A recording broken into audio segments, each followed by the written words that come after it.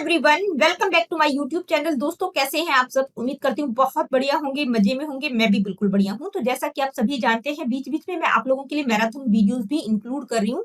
ये जो marathon videos हैं, ये मैं बिल्कुल न्यू वीडियो नहीं बना रही हूँ। जो अलग अलग छोटे छोटे वीडियोज बनाए थे, उन्हीं को मैं कंबाइन करके आप लोगों के लिए एक बड़ा वीडियो बना के डाल रही हूँ। तो आज का जो मैराथन वीडियो रहेगा वो टीचिंग और लर्निंग से रिलेटेड रहेगा। देखिए, टीचिंग और लर्निंग का जो कॉन्सेप्ट था वो मैं बिल्कुल पिछली मैराथन वीडियोज में आप लोगों को डिटेल में कंप्लीट करवा चुकी हूँ। और आज का जो वीडियो रहेगा वो लर्निंग से रिलेटेड है। स्पेशली लर्निंग की थ्योरीज की हम बात करेंगे, और जो लर्निंग की प्राइमरी थ्योरीज हैं, बिहेवियरिज्म, कॉग्निटिविज्म और कंस्ट्रक्टिविज्म, यानी कि व्यवहारवाद, संज्ञानात्मकवाद और रचनावाद क्या होता है। बहुत जगह, चाहे आप किसी भी चीज की तैयारी कर रहे हो टीचिंग से रिलेटेड, चाहे आप सी टेट, एच टेट, किसी अदर स्टेट के टेट के लिए प्रिपरेशन कर रहे हो, या एनवीएस, केवीएस और एजुकेशन में नेट का प्रिपरेशन कर रहे हो, हर जगह आपको बिहेवियरिज्म, कॉग्निटिविज्म और कंस्ट्रक्टिविज्म का टॉपिक देखने को मिली। तो ये बिहेवियरिज्म, कॉग्निटिविज्म और कंस्ट्रक्टिविज्म है क्या? तो देखिए, ये बिहेवियरिज्म, कॉग्निटिविज्म और कंस्ट्रक्टिविज्म क्या है? ये लर्निंग के थ्री वाद कह सकते हैं, थ्री इज्म कह सकते हैं, थ्री एस्पेक्ट कह सकते हैं, या लर्निंग की थ्री प्राइमरी थ्योरीज आप इनको कह सकते हैं। क्योंकि आगे आप जितनी भी लर्निंग की थ्योरीज पढ़ेंगे, चाहे आप थॉर्नडाइक की हम बात करेंगे, या स्किनर की, पेवलोव की, ब्रूनर की हम बात करेंगे, हल की, टोलमैन की, तो इनकी जितनी भी थ्योरीज होंगी वो सारी की सारी इन्हीं तीन कैटेगरीज में डिवाइड की गई हैं। यानी कि कोई जो थ्योरिस्ट है, जैसे हम स्किनर या थॉर्नडाइक की बात करते हैं, तो वो किस पर फोकस करते हैं? बिहेवियरिज्म की बात करते हैं, कॉग्निटिविज्म की करते हैं, कंस्ट्रक्टिविज्म की। तो जब तक आप इन थ्री प्राइमरी थ्योरीज को या थ्री इजम्स को नहीं समझेंगे, तब तक आपको लर्निंग की थ्योरीज समझ नहीं आई। तो आज की इस वीडियो में बिहेवियरिज्म, कॉग्निटिविज्म और कंस्ट्रक्टिविज्म को मैंने बिल्कुल डिटेल में करवाया है, और साथ में बिहेवियरिज्म, कॉग्निटिविज्म, कंस्ट्रक्टिविज्म का इम्प्लीकेशन क्या रहेगा और इंपॉर्टेंट एमसीक्यूज को भी कवर करवाया है। और उसके लास्ट में, यानी कि वीडियो के लास्ट में, आप इन तीनों का कंपैरिजन भी समझ पाएंगे कि भाई इन तीनों वादों में, इन तीनों प्राइमरी थ्योरीज में क्या डिफरेंस है। तो आज का वीडियो बहुत ही इंपॉर्टेंट है। देखिए, एक वीडियो नहीं है, 7-8 वीडियोस को मैंने इंक्लूड करके एक वीडियो कंपाइल करके बनाया है, ताकि पूरा का पूरा टॉपिक आप एक जगह पढ़ सकें। तो चलिए स्टार्ट करते हैं आज की इस वीडियो को। दोस्तों, आज की इस वीडियो में लर्निंग प्रोसेस को हम डिस्कस करेंगे, यानी कि अधिगम प्रक्रिया के अंतर्गत बिहेवियरिज्म, कॉग्निटिविज्म और कंस्ट्रक्टिविज्म, यानी कि व्यवहारवाद क्या होता है, संज्ञानात्मकवाद क्या होता है और रचनावाद क्या होता है। इन तीनों ही टॉपिक्स को आज की इस वीडियो में हम डिटेल में डिस्कस करेंगे, और वीडियो के लास्ट में हम इन तीनों का कंपैरिजन भी डिस्कस करेंगे। तो दोस्तों, इस वीडियो को स्टार्ट करने से पहले मैं आप लोगों को बताना चाहूंगी कि लर्निंग का जो टॉपिक हमने 1 महीने पहले डिस्कस किया था, एक्चुअली बीच में मैं वीडियो नहीं बना पाई थी। तो लर्निंग में हम क्या क्या डिस्कस कर चुके थे? हमने किया था कॉन्सेप्ट ऑफ लर्निंग, उसके बाद हमने किया था टाइप्स ऑफ लर्निंग स्टाइल्स, यानी कि अधिगम की शैलियां, और after that we have discuss the topic factor affecting learning. ये 3 टॉपिक हम लर्निंग के डिस्कस कर चुके थे, और आज ये जो चौथा टॉपिक है, इसमें हम डिस्कस करेंगे बिहेवियरिज्म, कॉग्निटिविज्म एंड कंस्ट्रक्टिविज्म। तो दोस्तों, जो लर्निंग प्रोसेस है वो इन 3 पार्ट्स के अंतर्गत डिवाइड किया गया है, यानी कि व्यक्ति 3 तरह से सीखता है। जितनी भी लर्निंग थ्योरीज हैं उनको 3 ग्रुप में डिवाइड किया गया है, बिहेवियरिज्म, कॉग्निटिविज्म एंड कंस्ट्रक्टिविज्म। तो एक तरह से हम कह सकते हैं कि ये लर्निंग की 3 प्राइमरी थ्योरीज हैं। तो जितनी भी लर्निंग की थ्योरीज होंगी वो इन 3 ग्रुप के अंतर्गत ही आएंगी, यानी कि कुछ लर्निंग थ्योरीज बिहेवियरिज्म के अंतर्गत आती हैं, कुछ कॉग्निटिविज्म और कुछ कंस्ट्रक्टिविज्म।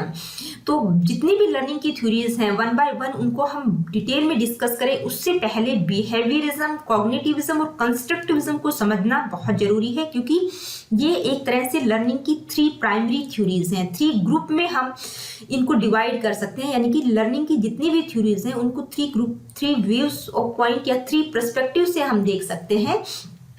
कौन कौन से 3 पर्सपेक्टिव्स हैं? बिहेवियरिज्म, कॉग्निटिविज्म और कंस्ट्रक्टिविज्म। तो इन तीनों को डिस्कस करने से पहले हम देखेंगे कि लर्निंग होती क्या है। तो लर्निंग तो वैसे मैं आप लोगों को समझा चुकी हूँ कि लर्निंग क्या होती है, सीखना या अधिगम क्या होता है।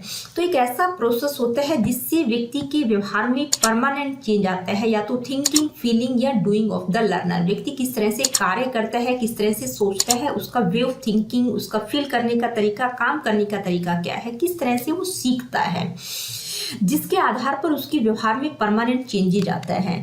तो अब हम डिस्कस करेंगे थ्योरीज ऑफ लर्निंग। मैंने बताया ना कि हम 3 तरह की थ्योरीज हैं, प्राइमरी 3 थ्योरीज हैं, बिहेवियरिज्म, कॉग्निटिविज्म और कंस्ट्रक्टिविज्म। तो तीनों का अलग अलग अपना तरीका है कि ह्यूमन किस तरह से सीखता है, व्यक्ति किस तरह से सीखता है। बिहेवियरिज्म वाले कहते हैं कि स्टिमुलस और रिस्पॉन्स, यानी कि व्यक्ति का जो माइंड है वो ब्लैंक होता है और उसको जिस तरह का वातावरण मिलता है उसी के आधार पर वो सीखता है, यानी कि जिस तरह का उद्दीपक उसको दिया जाएगा, जिस तरह की चीजें वो देखेगा उसके प्रति उसी प्रकार का रिस्पॉन्ड करेगा। तो कॉग्निटिविज्म वाले कहते हैं कि इंटरनल प्रोसेस का बहुत ज्यादा रोल है, यानी कि व्यक्ति का जो माइंड है वो कैलकुलेट करता है कि किस तरह से सीखना है, वो इंफॉर्मेशन को प्रोसेस करता है। और कंस्ट्रक्टिविज्म वाले कहते हैं कि लर्नर्स जो होते हैं अपनी लर्निंग को खुद कंस्ट्रक्ट करके सीखते हैं, खुद बनाते हैं, खुद अपना काम खुद करके सीखते हैं, वो कंस्ट्रक्ट करते हैं लर्निंग को। तो सबसे पहले हम बिहेवियरिज्म को डिस्कस करेंगे कि बिहेवियरिज्म की जो लर्निंग थ्योरी है वो किस तरह से बिहेवियरिज्म लर्निंग को किस तरह से डिस्क्राइब करता है।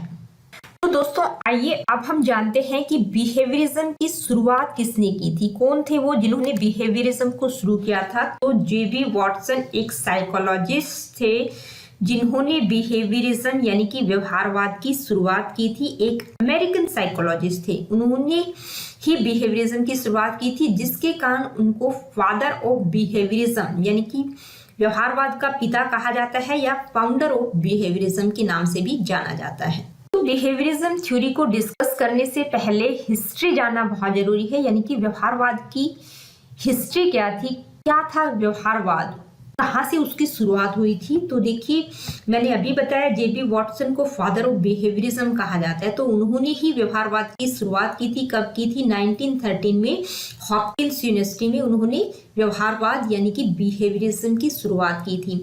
और उस टाइम क्या था कि जितने भी साइकोलॉजिस्ट थे वो सेल्फ एनालिसिस की टेक्निक को डेवलप करने की कोशिश कर रहे थे। तो वॉटसन ने कहा कि इसकी कोई जरूरत नहीं है, क्योंकि हमारा जो व्यवहार होता है वो हमारी इनर और पर्सनल फीलिंग्स पर आधारित नहीं होता, वो इन्वायरमेंट के द्वारा गाइडेड होता है। यानी कि हम आसपास के वातावरण के अकॉर्डिंग अपना व्यवहार करते हैं, जैसे किसी भी स्टिमुलस के प्रति क्या रिस्पॉन्ड करना है, यानी कि स्टिमुलस और रिस्पॉन्स पर उन्होंने ज्यादा फोकस किया था। तो उन्होंने कहा था कि इनर और पर्सनल फीलिंग्स का ज्यादा रोल नहीं होता, हमारा व्यवहार उन पर डिपेंड नहीं होता है, हमारे इन्वायरमेंट आसपास के वातावरण से हम ज्यादा सीखते हैं। तो इस सेक्ट या इस स्कूल या इस इज्म यानी कि बिहेवियरिज्म की जो शुरुआत थी वो किसके अगेंस्ट में की गई थी, किसके अपोजिशन में की गई थी, क्योंकि उस टाइम स्ट्रक्चरलिज्म और फंक्शनलिज्म का ज्यादा बोलबाला था, तो उसके ओपोजिशन में उन्होंने जो है बिहेवियरिज्म की शुरुआत की थी।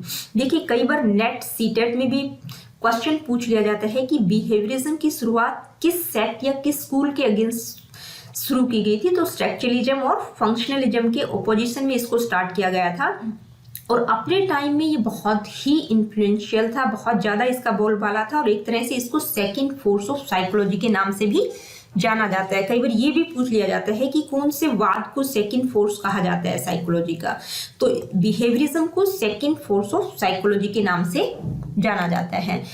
अब वॉटसन ने एक साइकोलॉजिकल रिव्यू किया था, उसका टाइटल था psychology as the behaviouristic view, यानी कि व्यवहारिक तौर पर साइकोलॉजी क्या है, व्यवहारिक तरीके से साइकोलॉजी को देखना, बिहेवियरिस्टिक व्यू पॉइंट से साइकोलॉजी क्या है। तो वहां से एक तरह से फॉर्मल बिगनिंग हुई थी बिहेवियरिज्म की, यानी कि 1930 में उन्होंने जो रिव्यू किया था उसके बाद इसकी फॉर्मल बिगनिंग हो गई थी, औपचारिक तौर से जो है व्यवहारवाद की शुरुआत हो चुकी थी। और ये जो जितने भी बिहेवियरिज्म को मानने वाले साइकोलॉजिस्ट थे, तो कई बार जो थ्योरिस्ट की बात करते हैं कि कौन कौन से थ्योरिस्ट थे जिन्होंने आगे बिहेवियरिज्म पर काम किया, तो जेबी वॉटसन के बाद E.L. थॉर्नडाइक का नाम आता है, एडवर्ड गुथ्री, क्लार्क हल, इवान पेवलोव, B.F. स्किनर, इन्होंने भी काफी काम किया है व्यवहारवाद पर। इन सभी की E.L. थॉर्नडाइक की अपनी इंडिपेंडेंट थ्योरी दी है इन्होंने, एडवर्ड गुथ्री की भी थ्योरी है, क्लार्क हल की, इवान पेवलोव की क्लासिकल कंडीशनिंग है, B.F. स्किनर की ऑपरेंट कंडीशनिंग है। तो इन सब की अपनी अलग अलग थ्योरीज भी हैं जो कि व्यवहारवाद से इन्फ्लुएंस है। उन सभी को हम डिटेल में डिस्कस करेंगे क्योंकि वो आपके सिलेबस में भी हैं। तो कौन कौन से थ्योरिस्ट थे जो कि व्यवहारवाद से प्रभावित थे? E.L. थॉर्नडाइक, एडवर्ड गुथ्री, क्लार्क हल, इवॉन पेवलो और बीएफ स्किनर, ये जो साइकोलॉजिस्ट थे आगे इन्होंने बिहेवियरिज्म को बढ़ाया है। तो दोस्तों ये थी हिस्ट्री ऑफ बिहेवियरिज्म, यानी कि व्यवहारवाद की शुरुआत किस तरह से हुई थी। अब हम डिस्कस करेंगे बिहेवियरिज्म थ्योरी। क्या है behaviourism theory? As per theory of behaviourism, our behaviour is determined by external stimulus. Behaviorism focuses on the idea that all behaviors are learned through interaction with the environment. This learning theory states that behaviors are learned from the environment and says that innate or inherited factors have very little influence on behavior. In the classroom, the behavioral learning theory is key in understanding how to motivate and help students. Information is transferred from teachers to learners from a response to the right stimulus. Students are a passive participant in behavioral learning. Teachers are giving them the information as an element of stimulus response. देखिए व्यवहारवाद की जो theory है वो ये कहती है कि हमारा जो बिहेवियर है वो एक्सटर्नल स्टिमुलस के द्वारा डिटरमाइंड होता है। देखिए स्टिमुलस का मतलब कोई भी बाहरी चीज, कोई भी बाहरी उद्दीपक, उद्दीपक हम इसको हिंदी में कहते हैं, कोई भी ऑब्जेक्ट हम कह सकते हैं, उसके द्वारा यानी कि एक्सटर्नल स्टिमुलस के द्वारा डिटरमाइंड होता है। और बिहेवियरिज्म पर फोकस करने वाले जो थ्योरिस्ट हैं, जो साइकोलॉजिस्ट हैं, वो कहते हैं कि हमारा जो भी व्यवहार होता है वो इन्वायरमेंट के साथ इंटरेक्ट होकर व्यक्ति ज्यादा सीखता है, अपने आसपास के वातावरण से सीखता है, बजाय कि इनेट या इनहेरिटेड फैक्टर्स, यानी कि उसके जो जन्मजात फैक्टर्स होते हैं, जो उसको विरासत में मिले होते हैं, उनका ज्यादा इन्फ्लुएंस नहीं होता उसके व्यवहार पर, बल्कि जिस तरह का उसको वातावरण मिलेगा उसके साथ वो इंटरेक्ट होकर उसी प्रकार का व्यवहार करता है। तो क्लासरूम में अगर बिहेवियरल लर्निंग थ्योरी की बात करें तो कि बच्चा किस तरह से सीखता है, उसको जिस तरह से मोटिवेट किया जाता है, जिस तरह से उसको रीइंफोर्स किया जाता है, यानी कि किस तरह से उसको प्रोत्साहित किया जाता है, किस तरह से उसको अभिप्रेरित किया जाता है, उसी के अकॉर्डिंग उसकी लर्निंग होती है। तो क्लास में जो टीचर होती है वो किस तरह से बच्चों को इंफॉर्मेशन का ट्रांसफर करती है, यानी कि सबसे पहले कोई भी राइट स्टिमुलस उनको दिया जाता है, उसके प्रति सही प्रतिक्रिया बच्चे करें। वो प्रतिक्रिया कैसे करेंगे, उसको उसके लिए मोटिवेट किया जाता है, रीइंफोर्स किया जाता है, उसके लिए बच्चा रेपिटेशन करता है, बार बार प्रयास करने की कोशिश करते हैं। तो स्टिमुलस और रिस्पॉन्स पर इन्होंने ज्यादा फोकस किया जाता है। तो बिहेवियरल थ्योरी जो है उसमें जो स्टूडेंट्स का रोल एक तरह से पैसिव होता है, क्योंकि उनको जिस तरह से इंफॉर्मेशन को ट्रांसफर किया जाता है उसी प्रकार से वो उसको ग्रहण करते हैं। तो टीचर का रोल अहम होता है, स्टूडेंट का एक तरह से पैसिव पार्टिसिपेंट का हम कह सकते हैं कि रोल होता है, बहुत ही पैसिव रोल होता है उसका ज्यादा एक्टिव वाला रोल नहीं होता। देखिए स्टिमुलस रिस्पॉन्स किस तरह से काम करता है, स्टिमुलस क्या होता है, रिस्पॉन्स किस तरह से किया जाता है। स्टिमुलस और रिस्पॉन्स को समझने के लिए यहाँ एक एग्जाम्पल हम लेते हैं, और एग्जाम्पल हमने लिया है किस चीज का, अलजेब्रा से रिलेटेड एक एग्जाम्पल हमने लिया है। यानी कि एक टीचर है जिसने बच्चों को कुछ प्रैक्टिस प्रॉब्लम्स दी हैं सॉल्व करने के लिए मैथमेटिक्स की, यानी कि अलजेब्रा मैथमेटिक्स का एक पार्ट है। तो स्टिमुलस क्या होगा, स्टिमुलस वो होता है जो प्रॉब्लम बच्चों को दी जाती है, यानी कि जो ऑब्जेक्ट बच्चों को दिया जाता है। तो ऑब्जेक्ट क्या है, प्रैक्टिस प्रॉब्लम्स, यानी कि टीचर ने जो भी प्रैक्टिस करने के लिए प्रॉब्लम्स बच्चों को दी है वो है स्टिमुलस। अब रिस्पॉन्स क्या होगा, बच्चे जो है उसका करेक्ट सॉल्यूशन फाइंड किस तरह से करेंगे, वो उसके प्रति किस प्रकार से रिस्पॉन्स करेंगे, वो होगा रिस्पॉन्स। तो लर्निंग कैसे हुई, यानी कि टीचर ने जो प्रॉब्लम दी, बच्चों ने उसका सॉल्यूशन फाइंड आउट करने के लिए बार बार प्रैक्टिस की, रेपिटेशन किया, उसके बाद उन्होंने उसका करेक्ट सॉल्यूशन फाइंड आउट किया। तो स्टिमुलस क्या होता है, कोई भी ऑब्जेक्ट, उसके प्रति जो भी प्रतिक्रिया की जाती है वो होता है रिस्पॉन्स। लर्निंग क्या होती है, यानी कि बच्चे ने किस तरह से सीखा, बार बार प्रैक्टिस के द्वारा उन्होंने उस चीज को सीखा है। तो बिहेवियरिज्म थ्योरी क्या कहती है कि stimulus plus response is equal to learning, यानी कि स्टिमुलस के प्रति किस प्रकार से उन्होंने रिस्पॉन्स किया है, that is called learning according to behaviourism theory. तो दोस्तों अब हम देखते हैं कौन कौन सी ऐसी थ्योरीज हैं जो बिहेवियरिज्म के अंतर्गत आती हैं, जो कि बिहेवियरिज्म से इन्फ्लुएंस है। क्लासिकल कंडीशनिंग थ्योरी जो टोटली बिहेवियरिज्म से इन्फ्लुएंस है, यानी कि जो दी गई है इवेन पेवलो के द्वारा। Operant conditioning theory BF Skinner के द्वारा दी गई है। कनेक्शनिज्म थ्योरी जो दी गई है EL थॉर्नडाइक के द्वारा, इसको ट्रायल एंड एरर थ्योरी के नाम से भी जाना जाता है। सोशल लर्निंग थ्योरी जो दी गई है बंडूरा के द्वारा। तो कई बार क्या होता है, नेट या सीटेट में कोई भी आपको या तो एक थ्योरी दे दी जाती है कि ये थ्योरी किस इज्म से रिलेटेड है, या कई बार किसी थ्योरिस्ट का नाम दे दिया जाता है, किसी साइकोलॉजिस्ट का नाम दे दिया जाता है। जैसे इवान पाव्लोव का आपको नाम दे दिया कि वो किस वाद से इन्फ्लुएंस थे, बिहेवियरिज्म से, कॉग्निटिविज्म से या कंस्ट्रक्टिविज्म से। तो ये आपको पता होना चाहिए कि कौन कौन से थ्योरिस्ट और कौन कौन से थ्योरीज बिहेवियरिज्म के अंतर्गत आती हैं, और इन सभी थ्योरीज को हम वन बाय वन डिटेल में आगे डिस्कस करेंगे। तो उन थ्योरीज को करने से पहले बहुत जरूरी था आपको इन तीनों इज्म्स के बारे में जानना।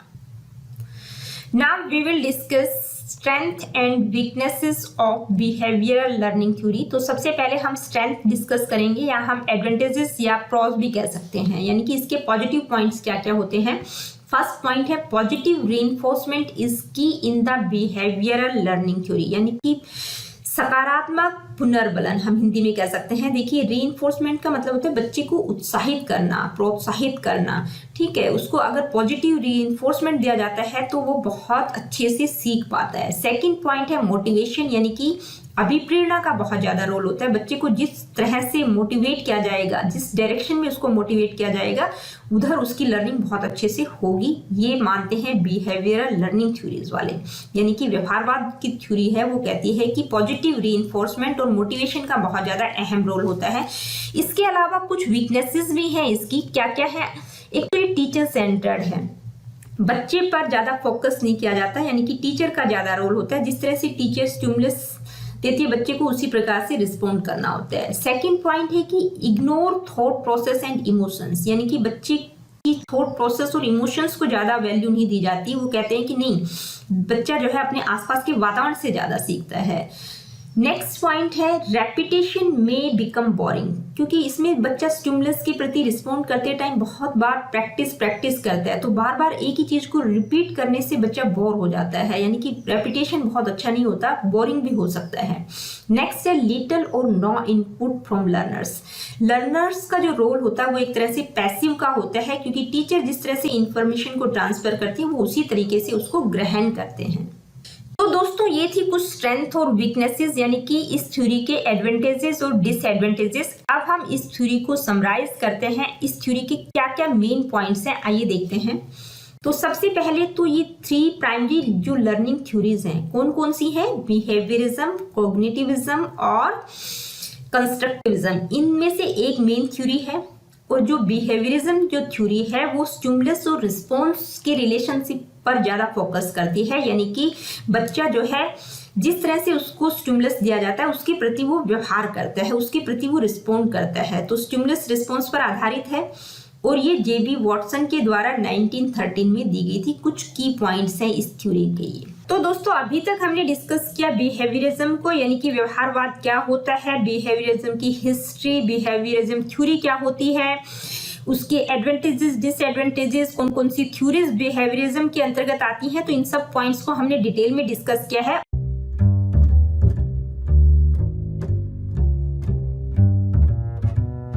तो आज की इस वीडियो में हम उसी सीरीज का नेक्स्ट टॉपिक डिस्कस करेंगे। देखिए, हमने KVS पेडागोजी की सेकंड यूनिट स्टार्ट की थी, अंडरस्टैंडिंग टीचिंग लर्निंग, जिसमें हमने concept of teaching and learning को कर लिया है। उसके बाद मैंने जो है आप लोगों के लिए एक बेस वीडियो डाला था बिहेवियरिज्म, कॉग्निटिविज्म और कंस्ट्रक्टिविज्म पर। तो देखिए, बिहेवियरिज्म, कॉग्निटिविज्म और कंस्ट्रक्टिविज्म की वो वीडियो जब तक आप नहीं देखेंगे तो आज जो हम करेंगे इम्प्लीकेशन वो आपको समझ नहीं आएगा, ठीक है। तो आज का जो हमारा 17th लेक्चर रहेगा, इसमें हम सिर्फ और सिर्फ बिहेवियरिज्म को करेंगे। किसके स्पेशल रेफरेंस में इम्प्लीकेशन देखेंगे? रोल ऑफ टीचर, यानी कि बिहेवियरिज्म में टीचर का रोल क्या रहेगा, लर्नर का रोल क्या रहेगा, टीचर स्टूडेंट रिलेशनशिप किस तरह के होंगे, टीचिंग मेथड की चॉइस क्या रहेगी, क्लासरूम इन्वायरमेंट और understanding of discipline, power etcetera. तो चलिए स्टार्ट करते हैं आज की इस वीडियो को। देखिए, आज की इस वीडियो में हम सिर्फ और सिर्फ बिहेवियरिज्म का इम्प्लीकेशन देखेंगे। मैं आप लोगों को पहले ही क्लियर कर चुकी हूँ कि बिहेवियरिज्म, कॉग्निटिविज्म और कंस्ट्रक्टिविज्म पर मैंने एक डिटेल वीडियो बनाया है। पहले आप उस वीडियो को देखिएगा। उस वीडियो का लिंक मैं आप लोगों को डिस्क्रिप्शन बॉक्स में भी दे दूंगी और यहाँ पर आई बटन पर क्लिक करके भी आप उस वीडियो को देख सकते हैं। उसके बाद ही आप इम्प्लीकेशन को देखिएगा। ये मैं दोबारा से रिपीट करूंगी। तो बिहेवियरिज्म को मैं बिल्कुल यहाँ डिटेल में नहीं करवाऊंगी, सिर्फ और सिर्फ बिहेवियरिज्म का इम्प्लीकेशन क्या रहेगा, जो सब टॉपिक्स आपके सिलेबस में दे गए हैं उसी संदर्भ में आज हम बात करेंगे।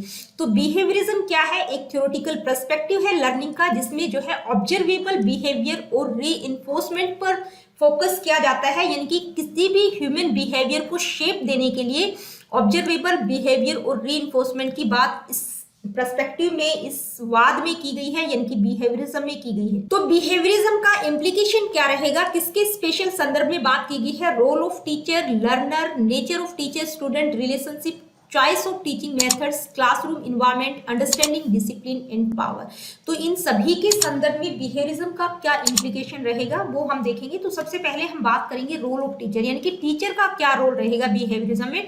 तो देखिए, बिहेवियरिज्म में जो टीचर का रोल होता है वो एक कंट्रोलर का होता है। वो इन्वायरमेंट और साथ ही स्टूडेंट्स का जो व्यवहार है उसको भी कंट्रोल करती है, और जो भी स्टिमुलस टीचर के द्वारा प्रोवाइड किया जाता है उसके प्रति वो डिजायर्ड रिस्पॉन्स का एक्सपेक्टेशन रखती है लर्नर से।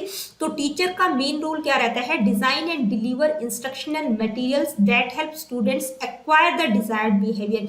यानी कि जो भी इंस्ट्रक्शनल मटेरियल है उसको डिजाइन करती है, डिलीवर करती है, ताकि जो स्टूडेंट्स हैं, जो लर्नर्स हैं, उनके व्यवहार में वांछित परिवर्तन आ सके। ठीक है, डिजायर्ड बिहेवियर को एक्वायर करने के लिए वो क्या करती है?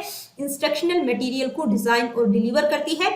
और जो टीचर होती है वो क्या यूज करती है? Positive reinforcement techniques to increase the desired behaviour and negative reinforcement techniques to discourage undesirable behaviour. यानी कि बच्चों को अगर वो अच्छा व्यवहार करते हैं, यानी कि टीचर जैसा चाहती है, डिजायर्ड बिहेवियर वो करते हैं, तो उसको इंक्रेज करने के लिए वो पॉजिटिव रीइंफोर्समेंट का प्रयोग करती है। और अगर बच्चे गलत व्यवहार करते हैं तो उसके लिए वो क्या करती है? Negative reinforcement. ठीक है, पॉजिटिव रीइंफोर्समेंट, नेगेटिव रीइंफोर्समेंट क्या होता है ये मैंने आप लोगों को ऑपरेंट कंडीशनिंग थ्योरी जो लर्निंग की है, जो कि सिर्फ और सिर्फ बिहेवियरिज्म से रिलेटेड है, उसमें मैंने बिल्कुल डिटेल में समझाया हुआ है। उसका जो लिंक है मैं आप लोगों को डिस्क्रिप्शन बॉक्स में भी दे दूंगी, क्योंकि वो लर्निंग की थ्योरी है, बिहेवियरिज्म से रिलेटेड है, वो आप जरूर देखिएगा। Operant conditioning theory, classical conditioning theory, ये सारी की सारी थ्योरीज मेरे चैनल पर है, और उनका जो है मैं आई बटन पर भी आप लोगों को यहाँ पर लिंक दे दूंगी, वहां पर भी आप आई बटन पर क्लिक करके भी चेक कर सकते हैं, उस थ्योरी को देख सकते हैं। ठीक है, अब हम बात करेंगे रोल ऑफ लर्नर। देखिए, लर्नर का रोल क्या रहेगा? तो देखिए, जब टीचर का जो रोल है वो एक ऑथोरिटी फिगर का है, तो लर्नर का रोल क्या रहेगा? उसका जो रोल रहेगा एक पैसिव रिसीवर का रहेगा। यानी कि टीचर जिस तरह की इंफॉर्मेशन लर्नर या स्टूडेंट्स को देगी वो उस इंफॉर्मेशन को उसी तरह से स्वीकार करेंगे। यानी कि जो भी स्टिमुलस टीचर के द्वारा दिया जाएगा उसके प्रति वो एक्सपेक्टेड रिस्पॉन्स देंगे। तो जो लर्नर्स का बिहेवियर है उसको किस तरह से शेप दिया जाएगा? रिवॉर्ड और पनिशमेंट के द्वारा, यहाँ पर जो कि टीचर देगी। यानी कि अगर बच्चे अच्छा व्यवहार करेंगे तो टीचर क्या करेगी? उनको रिवॉर्ड देगी। अगर अच्छा व्यवहार नहीं करेंगे तो वो पनिशमेंट देंगी। तो जो लर्नर का रोल है वो एक एक्टिव पार्टिसिपेंट का न होकर किस तरह का होगा? एक पैसिव रिसीवर हम उसको कह सकते हैं। यानी कि पैसिव का रोल लर्नर का यहाँ पर रहेगा। नेक्स्ट है nature of teacher student relationship. देखिए, बिहेवियरिज्म में टीचर और स्टूडेंट के रिलेशनशिप किस तरह के रहेंगे। तो अभी हमने टीचर का रोल देखा, लर्नर का रोल देखा, अब इन दोनों का रिलेशनशिप किस तरह का रहेगा। तो यहाँ पर हम दोनों का हमने रोल देखा। टीचर का रोल है वो किस तरह का है? कंट्रोलर, एक ऑथोरिटी फिगर का है। और जो लर्नर है, जो स्टूडेंट है, उसका रोल किस तरह का है? पैसिव रिसीवर का रोल एक तरह से रहेगा। यानी कि टीचर जिस तरह का बिहेवियर चाहेगी, लर्नर को उसी तरह का व्यवहार करना पड़ेगा। ठीक है, तो जो टीचर है वो क्या करेगी? Control the learning environment and behaviour of students. और स्टूडेंट से क्या एक्सपेक्ट किया जाएगा? To obey the teachers instruction. यानी कि स्टूडेंट से ये एक्सपेक्ट किया जाएगा कि टीचर जो भी कह रही है उनके इंस्ट्रक्शंस को वो ओबे करें। तो टीचर क्या है? एक ऑथोरिटी फिगर है, और जो रिवॉर्ड और पनिश करेगी स्टूडेंट्स को बेस्ड ऑन देयर बिहेवियर। यानी कि जिस तरह का वो व्यवहार करेंगी उसके आधार पर टीचर जो है बच्चों को या तो रिवॉर्ड देगी या पनिशमेंट देगी, वो डिपेंड करेगा बच्चों के व्यवहार पर। ठीक है, तो टीचर स्टूडेंट रिलेशनशिप की अगर हम बात करें तो टीचर का रोल एक तरह से ऑथोरिटी फिगर का रहेगा, और स्टूडेंट को क्या करना है? जो भी टीचर बताएगी उन सब इंस्ट्रक्शंस को ओबे करना। तो ये था टीचर स्टूडेंट रिलेशनशिप। अब हम बात करेंगे चॉइस ऑफ टीचिंग मेथड्स। यानी कि टीचिंग मेथड्स की चॉइस किस तरह की होगी। तो बिहेवियरिज्म में जो है किस चीज पर फोकस किया जाता है, तो अगर आप लोगों ने बिहेवियरिज्म से रिलेटेड जो भी थ्योरीज है, जैसे ऑपरेंट कंडीशनिंग थ्योरी है या थॉर्नडाइक की कनेक्शनिज्म थ्योरी है या ट्रायल एंड एरर थ्योरी जिसको हम कहते हैं, ट्रायल एंड एरर थ्योरी या कनेक्शनिज्म थ्योरी भी हम उसको कहते हैं, थॉर्नडाइक की थ्योरी है या पेवलोव की थ्योरी है, तो इन सब थ्योरीज में आपने एक कॉमन चीज देखी होगी कि बार बार प्रैक्टिस रेपिटेशन पर फोकस किया जाता है या रिवॉर्ड और पनिशमेंट की बात इनमें की गई है। तो जो टीचिंग मेथड होंगे बिहेवियरिज्म के, वो किस चीज पर फोकस करेंगे, ड्रिल एंड प्रैक्टिस से रिलेटेड होंगे। साथ ही किस तरह की टेक्निक का यूज किया जाएगा, रिवॉर्ड और पनिशमेंट, यानी कि अगर बच्चा अच्छा व्यवहार करता है तो उसको रिवॉर्ड मिलेगा, अदरवाइज उसको पनिशमेंट भी दिया जाएगा। तो टीचिंग मेथड्स में क्या होगा, बिहेवियरिज्म में लेक्चर, वर्कशीट, क्विज और टेस्ट का प्रयोग टीचर कर सकती है ताकि बच्चों के व्यवहार में वांछित परिवर्तन आ सके।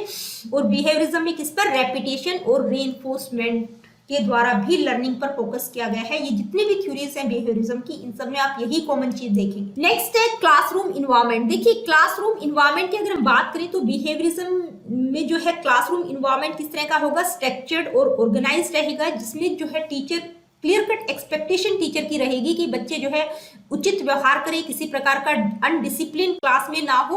और क्लास में किस पर फोकस किया जाएगा, रूटीन और रेपिटेशन पर फोकस रहेगा। और अगर हम फिजिकल इन्वायरमेंट की बात करें, यानी कि भौतिक वातावरण की बात करें, तो टेम्परेचर, लाइट, नॉइस लेवल, इन सारी चीजों को ध्यान में रखा जाएगा ताकि बच्चों को किसी प्रकार की कोई प्रॉब्लम ना हो। तो ये था क्लासरूम इन्वायरमेंट। अब हम बात करेंगे understanding of discipline and power, यानी कि डिसिप्लिन और पावर की अगर हम बात करें तो वो किस तरह का होगा। तो देखिए जो डिसिप्लिन होगा वो कंट्रोल्ड होगा, यानी कि टीचर कंट्रोल करेगी, एक कंट्रोल डिसिप्लिन रहेगा क्लास का। टीचर क्या कर सकती है, पनिशमेंट दे सकती है अनवांटेड बिहेवियर के लिए जो कि बच्चों को डिस्करेज करेगा, और रिवॉर्ड दे सकती है जो कि बच्चों को इंक्रेज करेगा अगर वो अच्छा व्यवहार करते हैं। पावर की अगर हम बात करें तो टीचर के पास रहेगी, यानी कि टीचर जो है एक ऑथोरिटी फिगर की तरह होगी और स्टूडेंट से एक्सपेक्ट किया जाएगा कि भाई वो टीचर्स की इंस्ट्रक्शंस को फॉलो करें। तो इसमें जो है किस चीज पर फोकस किया गया है, बिहेवियर पर rather than on the individuals thought and feeling, यानी कि बिहेवियरिज्म में जो है किसी भी इंडिविजुअल की थॉट और फीलिंग की बजाय उसके व्यवहार को चेंज करने पर ज्यादा फोकस किया गया है। देखिए केवीएस पेडागोजी में आपका जो सिलेबस दिया गया है तो सिर्फ और सिर्फ इम्प्लीकेशन की बात की गई है, यानी कि टीचर के संदर्भ में क्या इम्प्लीकेशन रहेगा, लर्नर के संदर्भ में क्या रहेगा, टीचर स्टूडेंट रिलेशनशिप किस तरह के रहेंगे, क्लासरूम इन्वायरमेंट, पावर, डिसिप्लिन की बात की गई है। तो ये तो मैंने आप लोगों को टू द पॉइंट यहाँ पर करवा दिया है, लेकिन मैं आप लोगों को क्लियर बता दूं कि अभी आप सभी ने देखा है कि जो टीजीटी, पीजीटी और पीआरटी के एग्जाम्स हुए हैं उसमें जो है कॉन्सेप्ट बेस्ड क्वेश्चंस पूछे गए हैं और आगे भी कॉन्सेप्ट बेस्ड क्वेश्चन ही पूछा जाता है। तो आप लोगों को सिर्फ और सिर्फ इम्प्लीकेशन ही नहीं करना है, ये तो बिल्कुल करना ही करना है। इसके अलावा बिहेवियरिज्म के अंतर्गत जितनी भी थ्योरीज आएंगी, जैसे ट्रायल एंड एरर थ्योरी है, ऑपरेंट कंडीशनिंग थ्योरी है या क्लासिकल कंडीशनिंग थ्योरी है, ये जितने भी बिहेवियरिज्म से रिलेटेड थ्योरी है उनसे रिलेटेड क्वेश्चन भी आप लोगों से पूछा जा सकता है। तो आप लोगों को वो थ्योरीज भी करनी है बिहेवियरिज्म की। अब मैं यहाँ पर आप लोगों को बिहेवियरिज्म से रिलेटेड कुछ क्वेश्चंस भी करवा देती हूँ ताकि आप लोगों को कॉन्सेप्ट बिल्कुल क्लियर हो जाए कि क्वेश्चन का जो फॉर्मेट है वो किस तरह का हो सकता है, ठीक है। क्योंकि जो थ्योरीज बिहेवियरिज्म के अंतर्गत आएंगी क्वेश्चन उनसे भी रिलेटेड पूछे जा सकते हैं। Late me see what is the first question. Which of the thoughts of school in psychology is also called as black box theory? देखिए मनोविज्ञान में किस स्कूल के विचार को ब्लैक बॉक्स सिद्धांत कहा जाता है, किसको कहा जाता है, बिहेवियरिज्म, स्ट्रक्चरलिज्म, फंक्शनलिज्म या गेस्टाल्टिज्म। तो देखिए ब्लैक बॉक्स थ्योरी के नाम से किसको जाना जाता है, बिहेवियरिज्म को, यानी कि जो व्यवहारवाद है, व्यवहारवादी जितने भी हैं जैसे वॉटसन है, जॉन लॉक है, इनका मानना है कि बच्चा जब पैदा होता है तो वो एक ब्लैंक स्लेट की भांति होता है, उसके व्यवहार को जिस तरह से डायरेक्शन दी जाए उसका व्यवहार उसी डायरेक्शन में चेंज हो जाएगा, ठीक है। यानी कि व्यवहार को चेंज किया जा सकता है, व्यवहार को एक शेप दी जाती है। तो बच्चा जब पैदा होता है तो वो किसकी तरह होता है, एक ब्लैक स्लेट की भांति होता है। तो ब्लैक बॉक्स थ्योरी किसको कहा जाता है, बिहेवियरिज्म। नेक्स्ट क्वेश्चन है reflexive involuntary behaviours are associated with conditioning. तो देखिए ये जो क्वेश्चन है ये जो बिहेवियरिज्म के अंतर्गत जो थ्योरीज आएंगी उनसे रिलेटेड है, क्योंकि जो क्वेश्चंस होंगे वो किसी भी तरह से आप लोगों से पूछे जा सकते हैं। तो क्वेश्चन क्या है, रिफ्लेक्सिव अनैच्छिक जो व्यवहार है वो कौन सी कंडीशनिंग से जुड़ा है, कौन सी कंडीशनिंग, ऑपरेंट, क्लासिकल, इनसाइट या सोशल, ठीक है। तो कौन सी कंडीशनिंग से इनवॉलंटरी बिहेवियर और रिफ्लेक्सिव व्यवहार जो है वो एसोसिएट है। तो किसमें हम बात करते हैं, देखिए क्लासिकल कंडीशनिंग में हम जो है रिफ्लेक्सिव और इनवॉलंटरी बिहेवियर की बात करते हैं, जहां पर जो पेवलोव का जो डॉग है वो किस तरह का, यानी कि जैसे ही बेल बजती है, डॉग के सामने फूड आता है, तो वो किस तरह की क्रिया करते हैं, उसके मुंह से लार टपकना शुरू हो जाता है। वो क्या है, वो एक इनवॉलंटरी बिहेवियर है, यानी कि इनवॉलेंट्री होता है, अनैच्छिक व्यवहार है, वो न चाहते हुए भी वो हो जाता है। तो वो किसमें होता है, classical conditioning. Let me see what is the next question. This scientist used operant conditioning to train rats and pigeons to differentiate between light and dark. देखिए, इस मनोवैज्ञानिक ने प्रकाश और अंधेरे के बीच अंतर करने के लिए चूहों और कबूतरों को प्रशिक्षित करने के लिए ऑपरेशनल कंडीशनिंग का इस्तेमाल किया है। तो क्वेश्चन में दो चीजें आप लोगों को दी गई हैं। एक तो ऑपरेंट कंडीशनिंग की बात की गई है, यानी कि आपने ऑपरेंट कंडीशनिंग सुनते ही आप लोगों को क्लियर पता हो जाना चाहिए कि भाई ऑपरेंट कंडीशनिंग की बात किसके द्वारा की गई है। साथ ही क्या दिया गया है, रैट और पिजन्स की बात की गई है, यानी कि रैट और पिजन पर किसके द्वारा प्रयोग किए गए थे। तो हम सभी जानते हैं ऑपरेंट कंडीशनिंग थ्योरी जो है स्किनर के द्वारा दी गई है, जिसमें उन्होंने चूहों और कबूतरों पर प्रयोग किए थे। किसमें, डिफरेंशिएट को समझने के लिए, लाइट और डार्क में डिफरेंशिएट करने के लिए उन्होंने किस पर प्रयोग किए थे, पिजन और रैट्स पर उन्होंने प्रयोग किए थे। Next question, a student sometimes got A's on his mid-term exams last year when he used his green pen to write the exams। देखिए, एक जो बच्चा है उसने अपने पिछले साल के मिड टर्म एग्जाम के लिए ग्रीन पेन का यूज किया, ठीक है। Now he always take his lucky green pen to exams। अब वो क्या करता है कि उसको लगा कि ये जो पेन है ये मेरे लिए बहुत लक्की है, तो हमेशा अपने उसी ग्रीन पेन को वो ले जाता है। कई बार बच्चे भी करते हैं ना कि ये पेन से जब मैंने पेपर दिया तो मेरा पेपर जो है बहुत अच्छा हुआ, तो हमेशा कोशिश करते हैं कि मैं इसी पेन को लेकर जाऊं।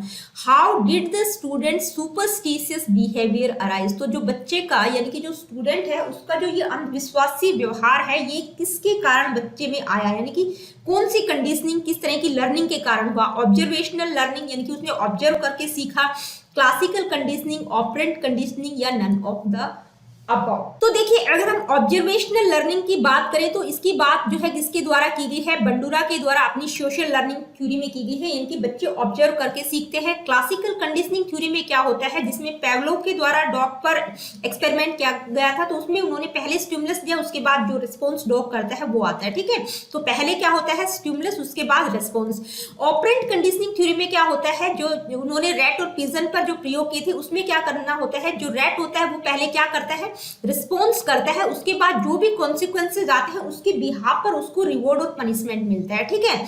तो यहाँ पर अगर हम बच्चे की बात करें तो बच्चा क्या कर रहा है, पहले बच्चा जो है कोई क्या कर रहा है, रिस्पॉन्स कर रहा है, यानी कि कुछ क्रिया कर रहा है, उसके बाद वो उसके कॉन्सिक्वेंसेस देख रहा है, यानी कि उसको लगा कि उसने इस कलम का यूज किया तो उसके पॉजिटिव रिजल्ट्स उसको मिल रहे हैं, तो वो बार बार उसी को यूज करने की कोशिश कर रहा है, यानी कि पहले रिस्पॉन्स उसके बाद कॉन्सिक्वेंसेस। तो ये किसमें बात की गई है, ये बात की गई है ऑपरेंट कंडीशनिंग थ्योरी में। ऐसा होता है, यानी कि पहले बच्चा रिस्पॉन्स करता है, उसके बाद उसके व्यवहार को सेप देना। तो यहाँ पर बच्चे को जो पॉजिटिव रिस्पॉन्स मिल रहे हैं कि भाई जब मैं इस पेन को यूज कर रहा हूँ तो उससे उसके एग्जाम अच्छे जा रहे हैं, ठीक है, तो वो उसके प्रति उसका अंधविश्वास अराइज हो रहा है। तो ये क्या है, ये एक तरह की operant conditioning. Let me see what is the next question. In conditioning the basis of learning is the process of associating a response and the consequence that follows it. देखिए, कौन सी कंडीशनिंग थ्योरी में, किस conditioning में पहले जो है response को associate किया जाता है उसके कॉन्सिक्वेंसेस से। तो पिछले ही क्वेश्चन में हमने देखा कि पहले रिस्पॉन्स और उसके बाद जो कॉन्सिक्वेंसेस आते हैं उसके बाद बच्चे के व्यवहार को शेप दी जाती है, उसको रिवॉर्ड मिलेगा, पनिशमेंट। तो ये किसमें होता है, ऑपरेंट कंडीशनिंग, क्लासिकल, इनसाइट या सोशल। तो किसमें बात की थी अभी हमने लास्ट पिछले ही क्वेश्चन में, ऑपरेंट कंडीशनिंग थ्योरी में क्या होता है, रिस्पॉन्स किससे एसोसिएट होती है, उसके कॉन्सिक्वेंसेस से। पहले रिस्पॉन्स, उसके बाद जो भी कॉन्सिक्वेंसेस आते हैं उसके बाद बच्चे को रिवॉर्ड और पनिशमेंट मिलता है। तो ये किसमें होता है, ऑपरेंट कंडीशनिंग थ्योरी में। तो दोस्तों, आज की वीडियो में इतना ही। अगली वीडियो में हम जो है कॉग्निटिविज्म को बिल्कुल सेम प्रोसेस में करेंगे, यानी कि इसी तरह से उसका भी इम्प्लीकेशन पूछा गया है, तो कॉग्निटिविज्म को करेंगे। मिलती हूँ आप लोगों से अपनी अगली वीडियो में। B happy and keep smiling. देखिए, अगर वीडियोस आप लोगों के लिए इंफॉर्मेटिव है, हेल्पफुल है, तो please like, share and do subscribe the education classes.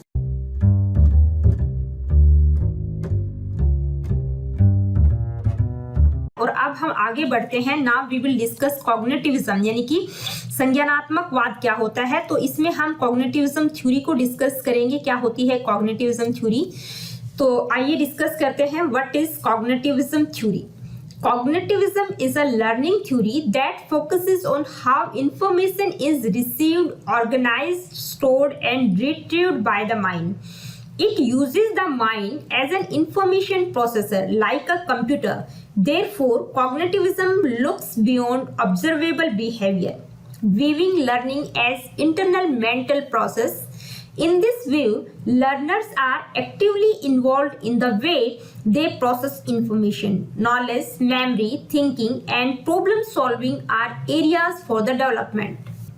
Cognitivism एक लर्निंग थ्योरी है, यानी कि संज्ञानात्मकवाद जो है एक सीखने का सिद्धांत है जो इस बात पर फोकस करता है कि हमारा जो माइंड है वो इंफॉर्मेशन को किस तरह से रिसीव, ऑर्गेनाइज, स्टोर और रिट्रीव करता है। तो ब्रेन की तुलना एक तरह से कंप्यूटर से की जाती है, यानी कि कंप्यूटर में जिस तरह से इंफॉर्मेशन प्रोसेस होती है, तो सबसे पहले डाटा इनपुट किया जाता है, फिर वो प्रोसेस करता है, फिर आउटपुट देता है। उसी प्रकार से हमारा ब्रेन भी पहले इंफॉर्मेशन को रिसीव करता है, उसको ऑर्गेनाइज करता है, स्टोर करता है और फिर उसके बारे में आउटपुट देता है। तो कॉग्निटिविज्म जो है ऑब्जर्वेबल बिहेवियर पर फोकस नहीं करता। वो कहता है कि जो लर्निंग होती है वो ऑब्जर्वेबल बिहेवियर के द्वारा नहीं होती। लर्निंग तो पूरा एक इंटरनल मेंटल प्रोसेस होता है जिसमें जो लर्नर्स होते हैं वो एक्टिवली इन्वॉल्व होते हैं कि किस तरह से इंफॉर्मेशन को प्रोसेस करना है, उनका अहम रोल होता है। तो इस थ्योरी के जो डेवलपमेंटल एरियाज हैं, यानी कि इस थ्योरी में किस बात पर फोकस किया जाता है, तो वो है नॉलेज, मेमोरी, थिंकिंग और प्रॉब्लम सॉल्विंग। इन चीजों पर इस थ्योरी में ज्यादा फोकस किया गया है। तो कॉग्निटिविज्म यानी कि संज्ञानात्मकवाद जो है बिहेवियरिज्म को रिजेक्ट करता है। वो कहता है कि बिहेवियरिज्म वाले कहते हैं कि भाई जो लर्निंग होती है वो सिर्फ स्टिमुलस और रिस्पॉन्स के द्वारा होती है। व्यक्ति जो है स्टिमुलस और रिस्पॉन्स के द्वारा सीखता है, उसके सामने कोई स्टिमुलस दिया जाता है, उसके प्रति वो किस तरह से रिस्पॉन्ड करते हैं, तो इस तरह से वो सीखता है। लेकिन कॉग्निटिविज्म जो थ्योरी है वो ये कहती है कि ये पूरा एक इंटरनल मेंटल प्रोसेस होता है, तो व्यक्ति को इसकी समझ होना, इसकी अंडरस्टैंडिंग होना बहुत जरूरी है, तभी लर्निंग हो सकती है। Now we will discuss what is the history of cognitivism, यानी कि कॉग्निटिविज्म की हिस्ट्री क्या है।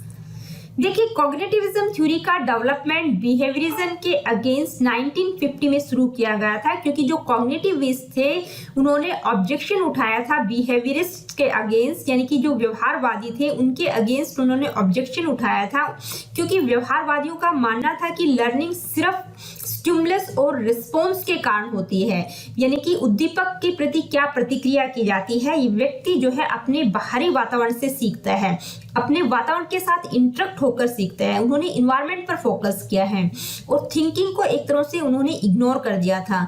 लेकिन जो कॉग्निटिविस्ट हैं, यानी कि जो संज्ञानात्मकवादी हैं, वो कहते हैं कि नहीं, थिंकिंग का अहम रोल होता है, क्योंकि लर्निंग जो है पूरा एक इंटरनल मेंटल प्रोसेस होता है।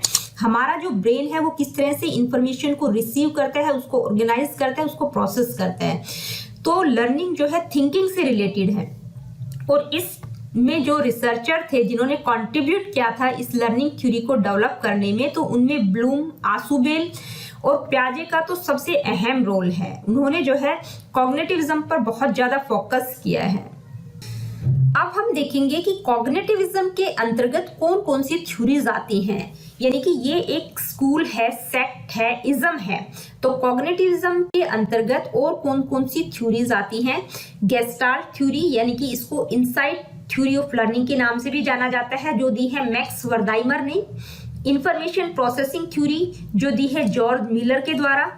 नेक्स्ट है कॉग्निटिव डेवलपमेंट की थ्योरी, जीन प्याजे के द्वारा दी गई है। कंडीशंस ऑफ लर्निंग, रॉबर्ट गैने के द्वारा दी गई है।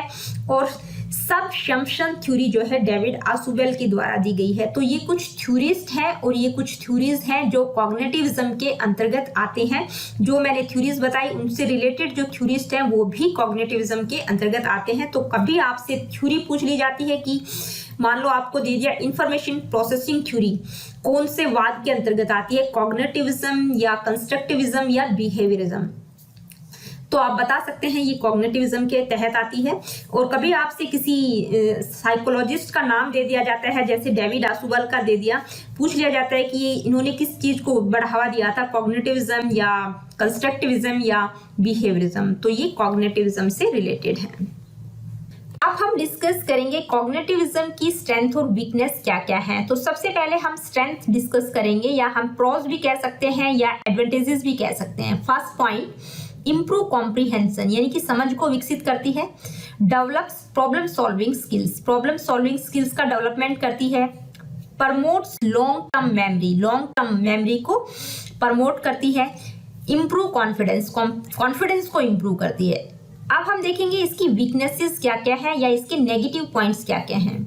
तो फर्स्ट पॉइंट है, the learner learns a way to accomplish a task but it may not be the best way और suited टू द लर्नर और द सिचुएशन। देखिए, कोई भी लर्नर जो है किसी काम को पूरा करने का एक तरीका सीखता है, तो लेकिन हम ये नहीं कह सकते कि यही बेस्ट वे है।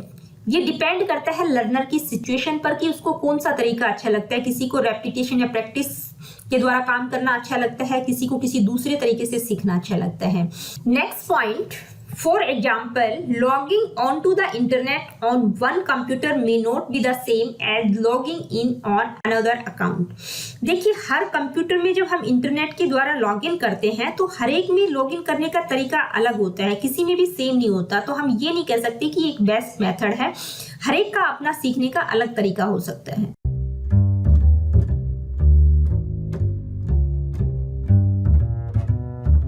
अब चलते हैं अपने टॉपिक की तरफ। देखिए, understanding teaching learning KVS pedagogy की सेकंड यूनिट है। इसमें हमने क्या क्या कर लिया है, कॉन्सेप्ट ऑफ टीचिंग लर्निंग। उसके बाद आपका जो पहला टॉपिक है, theoretical perspectives on learning, behaviourism, cognitivism and constructivism. इस पर मैंने एक बेस वीडियो बनाया है, यानी कि एक बहुत ही डिटेल वीडियो बनाया है तीनों पर्सपेक्टिव्स पर। तो उस वीडियो को आप बिल्कुल डिटेल में देखिएगा। और उसके बाद हमने किया था बिहेवियरिज्म, किसके स्पेशल रेफरेंस में इंप्लीकेशन की बात की गई है। जो सब टॉपिक्स आपके सिलेबस में दिए गए हैं, इन सभी के स्पेशल रेफरेंस में हमने बिहेवियरिज्म को किया था। और आज ये केवीएस पेडागोजी से रिलेटेड हमारा 18th लेक्चर होगा। इसमें हम उसी सेम प्रोसेस में, जिस तरह से हमने बिहेवियरिज्म को किया था, उसी सेम प्रोसेस में, यानी कि जो सब टॉपिक्स आपके सिलेबस में दिए गए हैं, उसी प्रोसेस से हम कॉग्निटिविज्म को डिस्कस करेंगे। किस संदर्भ में इंप्लीकेशन की बात की गई है, role of teacher, learner, nature of teacher student relationship, choice of teaching methods, classroom environment, understanding of discipline and power. इन सभी के संदर्भ में इंप्लीकेशन पूछा गया है। तो कॉग्निटिविज्म में इन सब का क्या इंप्लीकेशन रहेगा, उन सब टॉपिक्स को हम डिस्कस करेंगे वन बाय वन। तो चलिए स्टार्ट करते हैं आज की इस वीडियो को। देखिए, आज की इस वीडियो में हम सिर्फ और सिर्फ कॉग्निटिविज्म का इंप्लीकेशन देखेंगे। कॉग्निटिविज्म, बिहेवियरिज्म और कंस्ट्रक्टिविज्म पर जो बेस वीडियो है, यहाँ आप ऊपर आई बटन पर क्लिक करके पहले उस वीडियो को देखिएगा, क्योंकि उसमें मैंने बहुत ही बेसिक कॉन्सेप्ट्स आप लोगों को क्लियर किए हैं। जब तक आप उस वीडियो को नहीं देखेंगे, आज हम जो इंप्लीकेशन करेंगे वो इंप्लीकेशन आपको समझ नहीं आएगा। कॉग्निटिविज्म के संदर्भ में जो हम टीचर का रोल या लर्नर का रोल क्या रहेगा, उनको हम समझेंगे, तो वो आपको तभी समझ आएगा जब आप उस बेस वीडियो को देख लेंगे। ये मैं आप लोगों को दिल से आपको सच्चाई बता रही हूँ। उस वीडियो को देखने के बाद ही इस इंप्लीकेशन को समझिएगा, ठीक है। तो कॉग्निटिविज्म है क्या? देखिए, कॉग्निटिविज्म क्या है, लर्निंग का एक थ्योरेटिकल पर्सपेक्टिव है जिसमें मेंटल प्रोसेसेस पर फोकस किया जाता है। यानी कि जब बच्चा कोई भी चीज सीखता है या कोई नॉलेज को एक्वायर करता है, तो जो हमारा मेंटल प्रोसेस है, हमारी जो संज्ञानात्मक क्रियाएं हैं, जो हमारा कॉग्निशन है, उसका अहम रोल होता है। जबकि बिहेवियरिस्ट वाले क्या कहते हैं, यानी कि जो व्यवहारवादी है, जो बिहेवियरिज्म है, वो क्या कहता है, बिहेवियरिज्म वाले कहते हैं कि नहीं, यानी कि मेंटल प्रोसेसेस का अहम रोल नहीं है। जबकि बच्चे के सीखने में किसका अहम रोल है, ऑब्जर्वेबल बिहेवियर, यानी कि बच्चा ऑब्जर्व करके सीखता है। और रीइंफोर्समेंट की बात उन्होंने की है, स्टिमुलस और रिस्पॉन्स की बात उन्होंने की है, यानी कि बच्चे को जैसा सिखाया जाएगा उसी तरह का वो व्यवहार करना सीख जाएगा। व्यवहारवादियों का मानना है कि जब बच्चा पैदा होता है तो उसका जो माइंड होता है वो एक ब्लैंक स्लेट की भांति होता है। तो जैसा हम उसको सिखाएंगे, जैसा वो इन्वायरमेंट में ऑब्जर्व करेगा, वो उसी तरह से सीखेगा। लेकिन कॉग्निटिविज्म वाले क्या कहते हैं कि कॉग्निशन या मेंटल प्रोसेसेस का अहम रोल होता है बच्चे के सीखने में या नॉलेज को एक्वायर करने में। आज हम कॉग्निटिविज्म का इम्प्लीकेशन क्या रहेगा, किसके स्पेशल संदर्भ में हम बात करेंगे। Role of teacher, learner, nature of teacher student relationship, choice of teaching methods, classroom environment, understanding discipline and power, इन सभी के स्पेशल रेफरेंस में हम इम्प्लीकेशन देखेंगे कॉग्निटिविज्म। तो सबसे पहले बात करेंगे रोल ऑफ टीचर, यानी कि कॉग्निटिविज्म में टीचर का जो रोल है वो किस तरह का होगा। तो देखिए कॉग्निटिविज्म में टीचर का रोल क्या रहेगा, एक फैसिलिटेटिव रोल रहेगा, यानी कि स्टूडेंट्स या लर्नर्स की हेल्प करेगा किसमें, to acquire knowledge and skills, यानी कि नॉलेज और स्किल्स को एक्वायर करने में टीचर का जो रोल होगा वो एक फैसिलिटेटिव रोल रहेगा। टीचर एक सहायक के रूप में बच्चों की हेल्प करेगा। साथ ही टीचर रिस्पॉन्सिबल रहेगा creating a learning environment that is challenging and stimulating, यानी कि टीचर क्या करेगा, बच्चों के लिए एक चैलेंजिंग इन्वायरमेंट क्रिएट करेगा जहां बच्चे अच्छे से सीख सकें और साथ ही उनको स्टिमुलेट करेगा, उनको उत्तेजित करेगा, उनको सीखने के लिए क्या करेगा, स्टिमुलेट करेगा। तो जो इन्वायरमेंट क्रिएट करेगा टीचर वो किस तरह का होगा, चैलेंजिंग और स्टिमुलेटिंग। साथ ही टीचर क्या करेगा, बच्चों की परफॉर्मेंस को इम्प्रूव करने के लिए उनको प्रॉपर फीडबैक भी टाइम टू टाइम प्रोवाइड करेगा।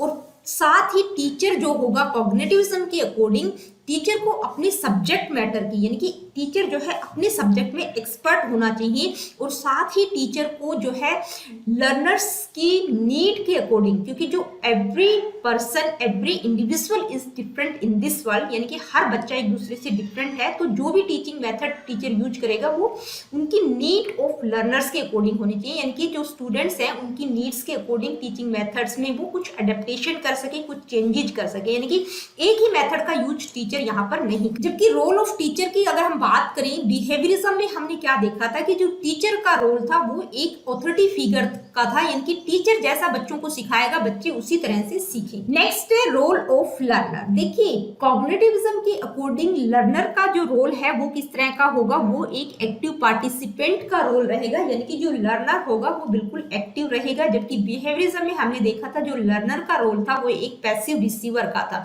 यानी कि टीचर ने जो कुछ समझाया बच्चे ने उसको उसी तरह से ग्रहण कर लिया।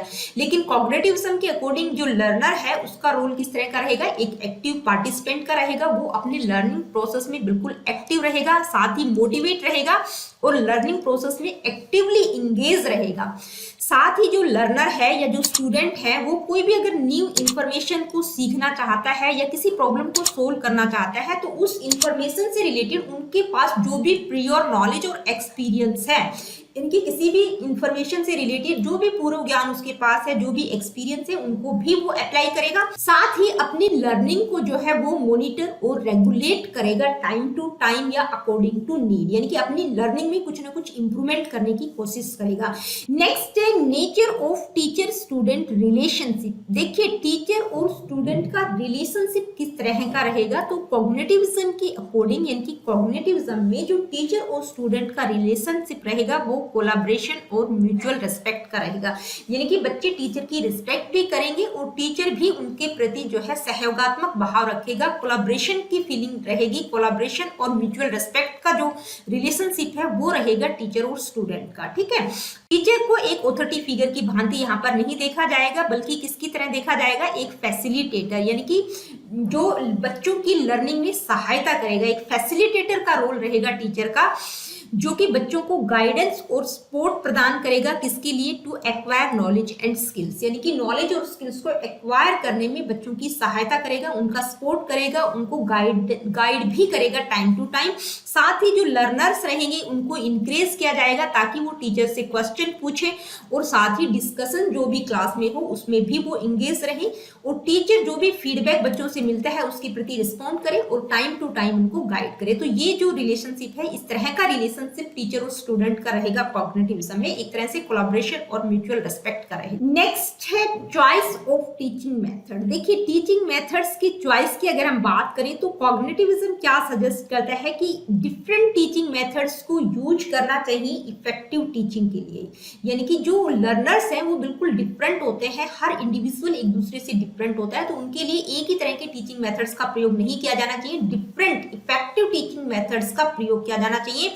ताकि बच्चे जो है नॉलेज और स्किल को एक्वायर कर सकें। तो इसमें जो मेथड्स होंगे वो किस तरह के हो सकते हैं, lecture method, group discussion, problem solving activities और हैंड ऑन एक्टिविटीज का प्रयोग इसमें किया जा सकता है एक टीचर के द्वारा। यानी कि जो टीचिंग मेथड्स होंगे वो इफेक्टिव होने चाहिए, डिफरेंट होने चाहिए, एक ही तरह के टीचिंग मेथड का प्रयोग नहीं किया जाना। नेक्स्ट है क्लासरूम इन्वायरमेंट। देखिए क्लासरूम इन्वायरमेंट की अगर हम बात करें तो कॉग्निटिविज्म के अकॉर्डिंग जो क्लासरूम इन्वायरमेंट होगा वो किस तरह का होगा, कंड्यूसिव टू लर्निंग। यानी कि जो इन्वायरमेंट होगा क्लास का वो कंड्यूसिव होगा, जहां पर बच्चे अच्छे प्रकार से सीख सकें, इस तरह का वातावरण क्लास का रहेगा।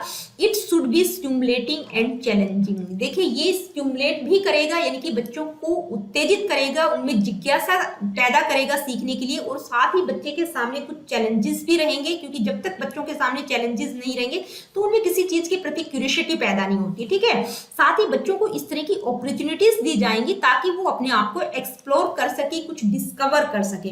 अब बच्चों को एक्सप्लोर और डिस्कवर करने के लिए कुछ ना कुछ रिसोर्सेज की भी आवश्यकता होगी, तो जो भी रिसोर्सेज उनको चाहिए नॉलेज और स्किल को एक्वायर करने के लिए वो भी बच्चों को प्रोवाइड किए जाएंगे। तो जो क्लासरूम इन्वायरमेंट होगा वो इस तरह से ऑर्गेनाइज किया जाएगा जिससे बच्चों की जो लर्निंग है वो बेहतर हो। नेक्स्ट है understanding of discipline, power etcetera. तो देखिए डिसिप्लिन और पावर की अगर हम बात करें तो कॉग्निटिविज्म क्या सजेस्ट करता है कि जो डिसिप्लिन और पावर होगा उसको एक पॉजिटिव और कंस्ट्रक्टिव तरीके से यूज किया जाएगा।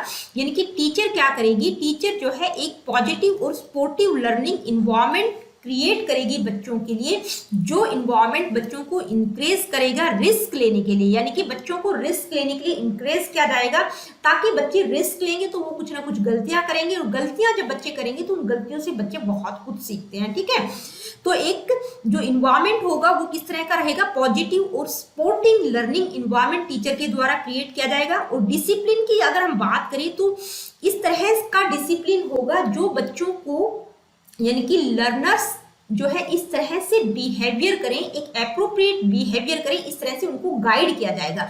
इस तरह का नहीं होगा बिहेवियरिज्म की तरह की भी कंट्रोल डिसिप्लिन रहेगा कि आपको जैसा बता दिया आपको वैसा करना है, नहीं। यहाँ पर कॉग्निटिविज्म में जो डिसिप्लिन की अगर हम बात करते हैं तो किस तरह का रहेगा, यानी कि बच्चों को गाइड किया जाएगा ताकि वो एप्रोप्रिएट बिहेवियर करें। इसके अलावा वो अपने खुद के बिहेवियर को खुद रेगुलेट करना सीखें, इस तरह से उनको इंकरेज किया जाएगा। पावर की अगर हम बात करें तो जो पावर होगी वो सिर्फ टीचर के पास नहीं होगी, टीचर और लर्नर दोनों के बीच शेयर हो जाएगी। जैसा कि बिहेवियरिज्म में हमने देखा था कि जो पावर है वो सिर्फ और सिर्फ टीचर के पास है। ठीक है, यानी कि टीचर एक अथॉरिटी फिगर है, टीचर ने जैसा बोला बच्चे उसी तरह से ओबे करेंगे। तो कॉग्निटिविज्म में जो पावर है वो क्या होगी, टीचर और लर्नर दोनों के बीच शेयर हो जाएगी। टीचर क्या करेगा, लर्निंग प्रोसेस को फैसिलिटेट करेगा, यानी कि बच्चों को सिखाने में उनकी सहायता करेगा, और जो लर्नर्स होंगे वो भी उनका भी लर्निंग में एक्टिव रोल रहेगा। ठीक है, ये नहीं है कि वो बिल्कुल टीचर ने जैसा बता दिया वैसा ही करेंगे, वो क्वेश्चन पूछ सकते हैं, कुछ अपने व्यूज रख सकते हैं, तो इस तरह का नहीं होगा। एक डोमिनेटिंग बिहेवियर टीचर का नहीं रहेगा। जो पावर होगी टीचर और स्टूडेंट दोनों के बीच से रहेगी। टीचर भी मतलब टीचर फैसिलिटेटर होगा और जो लर्नर होंगे वो एक्टिव रहेंगे, इनकी लर्निंग प्रोसेस में उनका अहम रोल रहेगा। तो कॉग्निटिविज्म का जो इम्प्लीकेशन पूछा गया है, यानी कि किसके स्पेशल रेफरेंस में, teacher, learner, teaching method, classroom environment, power, discipline, इन सब के संदर्भ में क्या इम्प्लीकेशन रहेगा कॉग्निटिविज्म का, उसको हमने बिल्कुल डिटेल में किया है। लेकिन यहाँ मैं आप लोगों को क्लियर कर दूं कि कॉग्निटिविज्म के अंतर्गत जितनी भी थ्योरीज होंगी उन सबसे रिलेटेड क्वेश्चंस आप लोगों से पूछे जा सकते हैं। तो उन थ्योरीज को आप लोगों को बिल्कुल डिटेल में समझना पड़ेगा कि कॉग्निटिविज्म में कौन कौन सी थ्योरीज हैं। ये सारी कॉग्निटिविज्म की जितनी भी थ्योरीज हैं वो सारी मेरे चैनल पर है, यानी कि इनसाइट थ्योरी है या जो भी कॉग्निटिविज्म के अंतर्गत जितनी भी थ्योरीज आएंगी वो आप लोगों को मेरे चैनल पर मिल जाएंगी। इन थ्योरीज से रिलेटेड क्वेश्चंस भी आप लोगों से पूछा जाएगा, तभी आपका कॉग्निटिविज्म का जो टॉपिक है वो बिल्कुल डिटेल में होगा। तो उन थ्योरीज को भी आप जरूर कीजिएगा। अब आप लोगों के लिए मैं कुछ क्वेश्चंस लेकर आई हूं ताकि आप लोगों को कॉन्सेप्ट की क्लैरिटी और अच्छे से हो जाए, आप लोगों को पता चल जाए कि भाई क्वेश्चन किस तरह से पूछा जा सकता है। फर्स्ट क्वेश्चन है, which of the following statement about metacognition is not correct. यानी कि मेटाकॉग्निशन के बारे में एक स्टेटमेंट सही नहीं है, वो स्टेटमेंट आपको बतानी है। यानी कि जो स्टेटमेंट गलत है मेटाकॉग्निशन के बारे में वो आपको बतानी है। तो सबसे पहले आप लोगों को पता होना चाहिए कि मेटाकॉग्निशन का मतलब क्या होता है। यानी कि हमारा जो थिंकिंग प्रोसेस है उसको खुद एनालाइज करना, उसको समझना, उसके बारे में अवेयर रहना, यानी कि अपना हमारा जो थिंकिंग प्रोसेस है उसके बारे में थिंकिंग करना, वो होता है मेटाकॉग्निशन। यानी कि अपने थिंकिंग, अपने थॉट प्रोसेस को अंडरस्टैंड करना, उसके बारे में अवेयर रहना, दैट इज कॉल्ड मेटाकॉग्निशन। तो स्टेटमेंट क्या क्या है? Metacognition helps in reflecting on one's own knowledge, यानी कि जो मेटाकॉग्निशन है वो क्या करती है, किसी को अपने ज्ञान को प्रतिबिंबित यानी कि रिफ्लेक्ट करने में मदद करता है।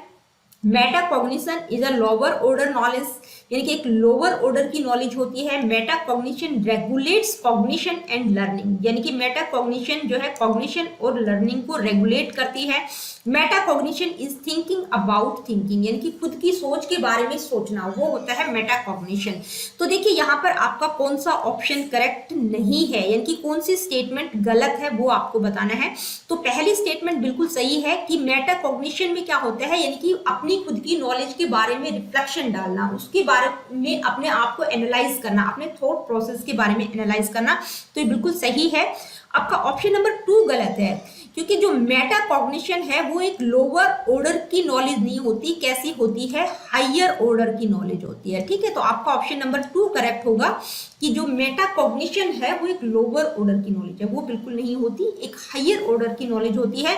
और मेटाकॉग्निशन में कॉग्निशन और लर्निंग को रेगुलेट किया जाता है, ये भी बिल्कुल सही है। और मेटाकॉग्निशन का मतलब थिंकिंग अबाउट थिंकिंग, यानी कि आपका जो थॉट प्रोसेस है उसके बारे में थिंकिंग करना, ये भी बिल्कुल correct. Late me see what is the next question. fill in the blank. Thinking about our own thinking is a key component of our own ability to regulate our own learning process. यानी कि कौन सा component है जिसमें हम अपनी thinking के बारे में थिंकिंग करते हैं। ठीक है, हम अपने थॉट प्रोसेस के बारे में सोचते हैं, उसको समझते हैं, उसको एनालाइज करते हैं। ठीक है, वो कौन सा कंपोनेंट है जो कि हमारे लर्निंग प्रोसेस को रेगुलेट करता है। अटेंशनल प्रोसेस, रिटेंशनल, कॉग्निशन या मेटाकॉग्निशन। तो देखिए, अटेंशन का मतलब किसी चीज के प्रति ध्यान देना। ठीक है, रिटेंशनल का मतलब होता है किसी चीज को धारण करना, रिटेन करना।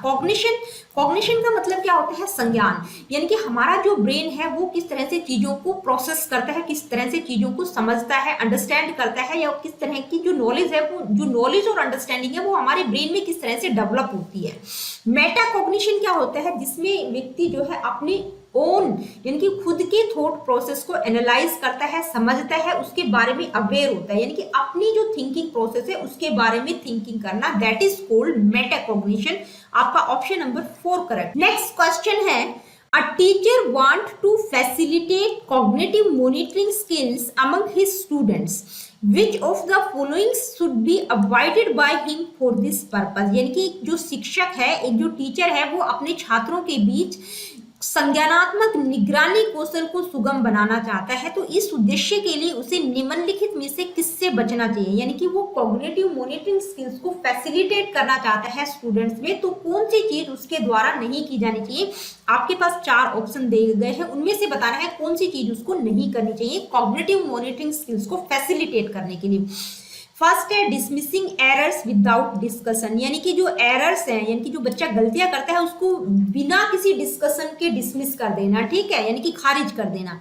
Identifying what does not make sense, जो समझ में नहीं आता उसकी पहचान करना है, भाई जो चीज समझ नहीं आ रही है उसको आइडेंटिफाई करना। नेक्स्ट है making intuitive predictions of answers, यानी कि उत्तरों की सहज भविष्यवाणी करना, जो भी आंसर्स है उनको इंट्यूटिव तरीके से यानी कि सहज भाव से उनका प्रेडिक्शन करना। Self questioning and self testing, यानी कि खुद से क्वेश्चन करना और अपने आप को टेस्ट करना। तो कौन सी चीज जो है कॉग्निटिव मॉनिटरिंग स्किल्स को फैसिलिटेट करने के लिए नहीं करेगा एक टीचर। आपका ऑप्शन नंबर 1 करेक्ट होगा, डिसमिसिंग एरर्स विदाउट डिस्कशन, यानी कि जो भी गलतियां बच्चा कर रहा है उनको बिना किसी डिस्कशन के उनको बिल्कुल अवॉइड कर देना, यानी कि जो गलतियां हैं उसके बारे में बच्चे को बताना है, क्योंकि बच्चे जो होते हैं वो मिस्टेक्स के द्वारा बहुत कुछ सीखते हैं। तो जो एरर्स है उनको डिसमिस नहीं कर देना है डिस्कशन किए बगैर, उन पर प्रॉपर तरीके से डिस्कशन होने के बाद उनको साइड करना है। Late me see what is the next question, which of the following stages is not the part of Brunner's cognitive development theory. देखिए, ये क्वेश्चन जो है थ्योरी से रिलेटेड मैंने यहाँ ऐड किया है, क्योंकि क्वेश्चन आप लोगों को थ्योरी से रिलेटेड पूछे जाएंगे। ठीक है, तो जो ब्रूनर की कॉग्निटिव डेवलपमेंट थ्योरी है, ये जो थ्योरी है कॉग्निटिविज्म के अंतर्गत आती है। ठीक है, तो जो ब्रूनर की कॉग्निटिव डेवलपमेंट थ्योरी है उसकी 3 स्टेजेज हैं, इनमें से कौन सी स्टेज है जो कि ब्रूनर की कॉग्निटिव डेवलपमेंट थ्योरी की नहीं है। तो अगर आप लोगों को थ्योरी पढ़ी होगी, आप लोगों ने स्टेजेस आप लोगों को पता होगा, तो आप क्विकली आंसर कर पाएंगे। इन एक्टिव स्टेज, आइकोनिक, इंट्यूटिव या सिंबॉलिक स्टेज। तो देखिए आपका ऑप्शन नंबर 3 करेक्ट होगा। इंट्यूटिव स्टेज जो है ब्रूनर के द्वारा नहीं दी गई है। 3 स्टेज की बात उन्होंने की है अपनी कॉग्निटिव डेवलपमेंट थ्योरी में, इन एक्टिव, आइकोनिक और symbolic stage. Next question, cognitive development is supported by, यानी कि संज्ञानात्मक विकास किसके द्वारा समर्थित होता है। ठीक है, यानी कि कॉग्निटिव डेवलपमेंट में किसका अहम रोल होता है, किसके द्वारा सपोर्टेड होता है। फर्स्ट है conducting relevant and well design test as frequently as possible, यानी कि जितनी बार संभव हो सके प्रासंगिक और अच्छी तरह से डिजाइन किए गए परीक्षणों का आयोजन किया जाना चाहिए। तो सिर्फ टेस्ट का आयोजन करने से बच्चे का कॉग्निटिव डेवलपमेंट में हेल्प नहीं मिलती, ये ऑप्शन आपका गलत है। Presenting activities that reinforce traditional method, यानी कि जो पारंपरिक तरीकों को सुदृढ़ करने वाली गतिविधियां हैं उनको प्रस्तुत किया जाना चाहिए। तो जो ट्रेडिशनल मेथड को रीइंफोर्स करने वाली एक्टिविटीज हैं उससे भी बच्चे की कॉग्निटिव डेवलपमेंट में हेल्प नहीं मिलती, ये भी आपका ऑप्शन गलत है।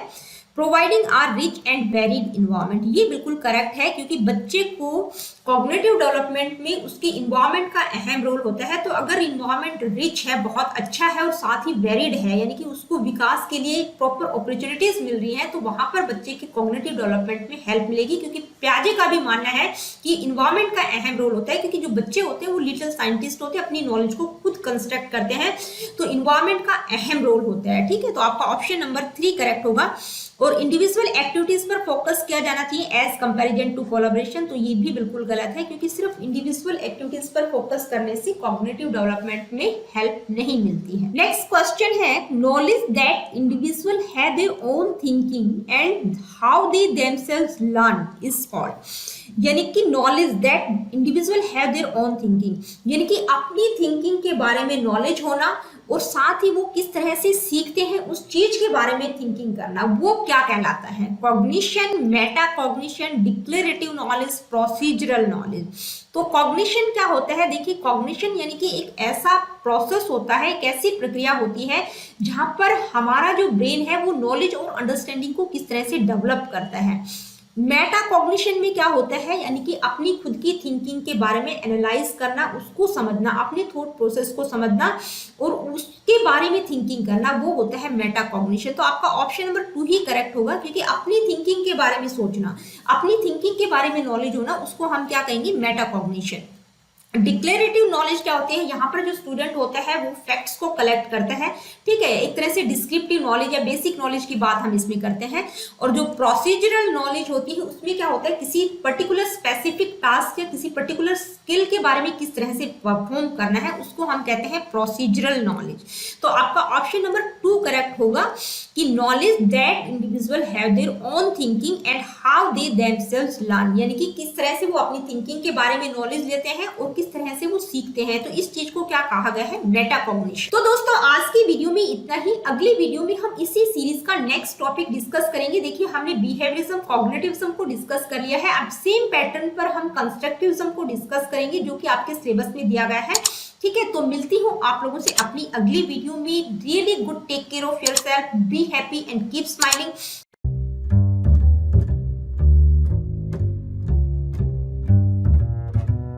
अब हम डिस्कस करेंगे व्हाट इज कंस्ट्रक्टिविज्म, यानी कि रचनावाद क्या होता है। तो कंस्ट्रक्टिविज्म क्या होता है, first point, constructivism says that people construct their own understanding and knowledge of the world through experiencing things and reflecting on those experiences।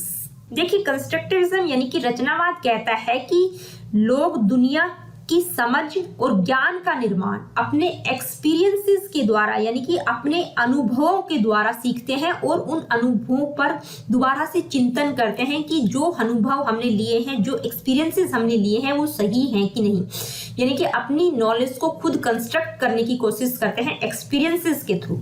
Next point, constructivism is a learning strategy that draws on students existing knowledge, beliefs and skills। देखिए constructivism एक learning strategy होती है, एक सीखने की रणनीति होती है जो डिपेंड करती है बच्चों की नॉलेज, बिलीफ्स और उनकी स्किल्स के आधार पर, जो उनकी एग्जिस्टिंग नॉलेज, उनके बिलीफ्स और उनकी स्किल्स क्या है, उनकी क्षमताएं क्या है, उन पर डिपेंड करती है कि वो आगे क्या कंस्ट्रक्ट कर सकते हैं।